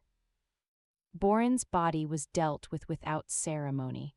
Razel and his humiliated Carthians were allowed to retreat back across the border, carrying a new message. Valerius was no longer a carcass to be fought over. It was awake and guarded by something older and fiercer than any army. The weeks that followed were a whirlwind of unmaking and remaking. The The dungeons of Silverhold were emptied of Borin's political prisoners. The ledgers of his treachery were opened, his ill-gotten wealth redistributed to the ravaged border villages and the families of the fallen. General Mace, stripped of his title but not his honor, stood public trial for his actions at the Eastern Pass. His sentence was not death or prison, but service. He was to oversee the disbandment of the standing army as it existed and the creation of a new Guardian Corps dedicated to defense, disaster relief, and rebuilding. His first task was to personally oversee the restoration of Oakhaven and Stonecross. The true work, however, was in the Great Hall. No longer a place for feasts of conquest, it became a chamber of voices. King Torin, with me at his side and Luna Anya as an honored advisor, convened a moot of Pax. Every alpha, every elder, every chosen speaker from every territory was summoned. The atmosphere was tense, electric with uncertainty. The old powers sat, proud and wary, facing the king who had lost and won his kingdom without a battle and the Omega who stood beside him. Torin stood before them, the simple circlet on his brow. He spoke plainly, without flourish. The curse is broken, the whispers are silent, the Guardian Wolf walks free not as our judge but as our witness. For a century we were ruled by a cycle of strength begetting war, begetting more strength, begetting death. That cycle ends today. He gestured to me. The law of the land, older than any pack law, recognized Elara as true Luna, not for her power but for her mercy. That is the new covenant. The crown of Valerius will no longer pass by blood or by trial of combat. It will be a stewardship earned by heart and wisdom. A tumult of protest erupted. Alphas shouted about tradition, about the natural order. I stepped forward. I did not raise my voice. I simply began to speak, telling the story of the shepherd's path. Of the child who shared his last crust, of the soldier who recognized his mother on the bridge, of the vale where enemies broke bread. I spoke of the song that opened the gates. You speak of the natural order, I said, my voice finding its quiet strength. What is more natural than a pack protecting its young, than wolves hunting only what they need, than the land thriving when it is respected, not bled dry? The curse was unnatural, the war was unnatural. We are not asking you to follow weakness. We are asking you to follow a deeper strength, the strength of a healthy pack, of a whole land. Luna Anya rose. The Mistuad pledges to this new covenant. We will teach the old ways of listening to the land. We will share the knowledge of growth and balance. One by one, hesitantly, others stood. The alpha of the Sunstalkers, a pragmatic man, spoke. My warriors are tired of burying their sons. If there is a way to secure our borders without sending them to die for a few yards of rock, I will listen. It was not full endorsement, but it was a crack in the wall. The Frostfang Alpha Garon was the last holdout, his face like granite. And who decides this steward? A council, a vote of Omegas, he sneered. The land will decide, I said, meeting his cold gaze. As it decided for me, not in a grove of testing, but in daily action, in how one treats the weakest, in how one heals the wounds. The proof will be in the peace, in the full harvests, in the children who know no war. That will be the test for the next steward and the one after. Let the results speak. It was not a satisfying answer for a man who craved clear rules of dominance, but it was the only true answer. The moot lasted for days, compromises were made, treaties rewritten. The authority of the central crown was redefined as one of coordination and guardianship, not absolute rule. Pack laws would remain, but all would swear to the great law of the land, to protect its people and its peace. On the final day, under a bright spring sun, a new ceremony was held in the sacred grove. The moonflowers still bloomed in their silent circle. The entire court, the pack delegates, and thousands of common people gathered. King Torin stood before the Heartstone. He did not call for Aethon. This was a human covenant, witnessed by the divine. Today we plant a new tree in the grove of our history, he proclaimed. From this day forward, the ruler of Valerius is not an Alpha King, but a steward of the peace. the first stewards shall be Elara and I. Our task is not to rule you, but to serve the land and its people until a new generation is ready to light in this spirit. He then did something that would be recorded in every history after. He removed the simple, dark metal circlet from his brow, the cursed crown. He held it high and then, with a surge of effort, brought it down on the edge of the heartstone. It broke, not with a magical explosion, but with a sharp, final crack. The two pieces fell to the moss, inert, just cold metal. A sigh, like the releasing of a breath held for a century, went through the grove, through the land itself. Torin turned to me. In his hands was a new circlet, woven not of metal, but of living vines from the vale of silent waters and the sacred grove, intertwined with tiny, ever-blooming moonflowers. It was a crown of growth, not dominion. Elara, true Luna, will you join me as steward? Will you help me tend this garden we have been given? My eyes filled with tears. I looked out at the people, at the hopeful, weary, beautiful faces of the kingdom I had come to love. I looked at Aethon, standing proud and free at the edge of the trees, his eyes holding a peace I had never seen in them before. I nodded, unable to speak. Torin placed the living circlet on my brow. It was light, it smelled of earth and flowers. He did not kiss me, he bowed, and then he offered me his arm. Together we turned to face our people, not as masters on a dais, but as the first gardeners of a long fallow field. The story they would tell was not of an Omega who rose to power.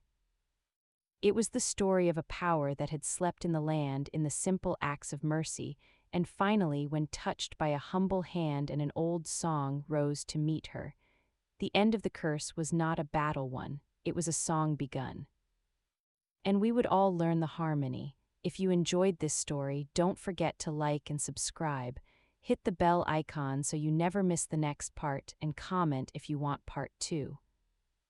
And if you'd like to give an extra boost of support to our creative team, you can also send a super thanks. It helps us continue bringing you stories like this.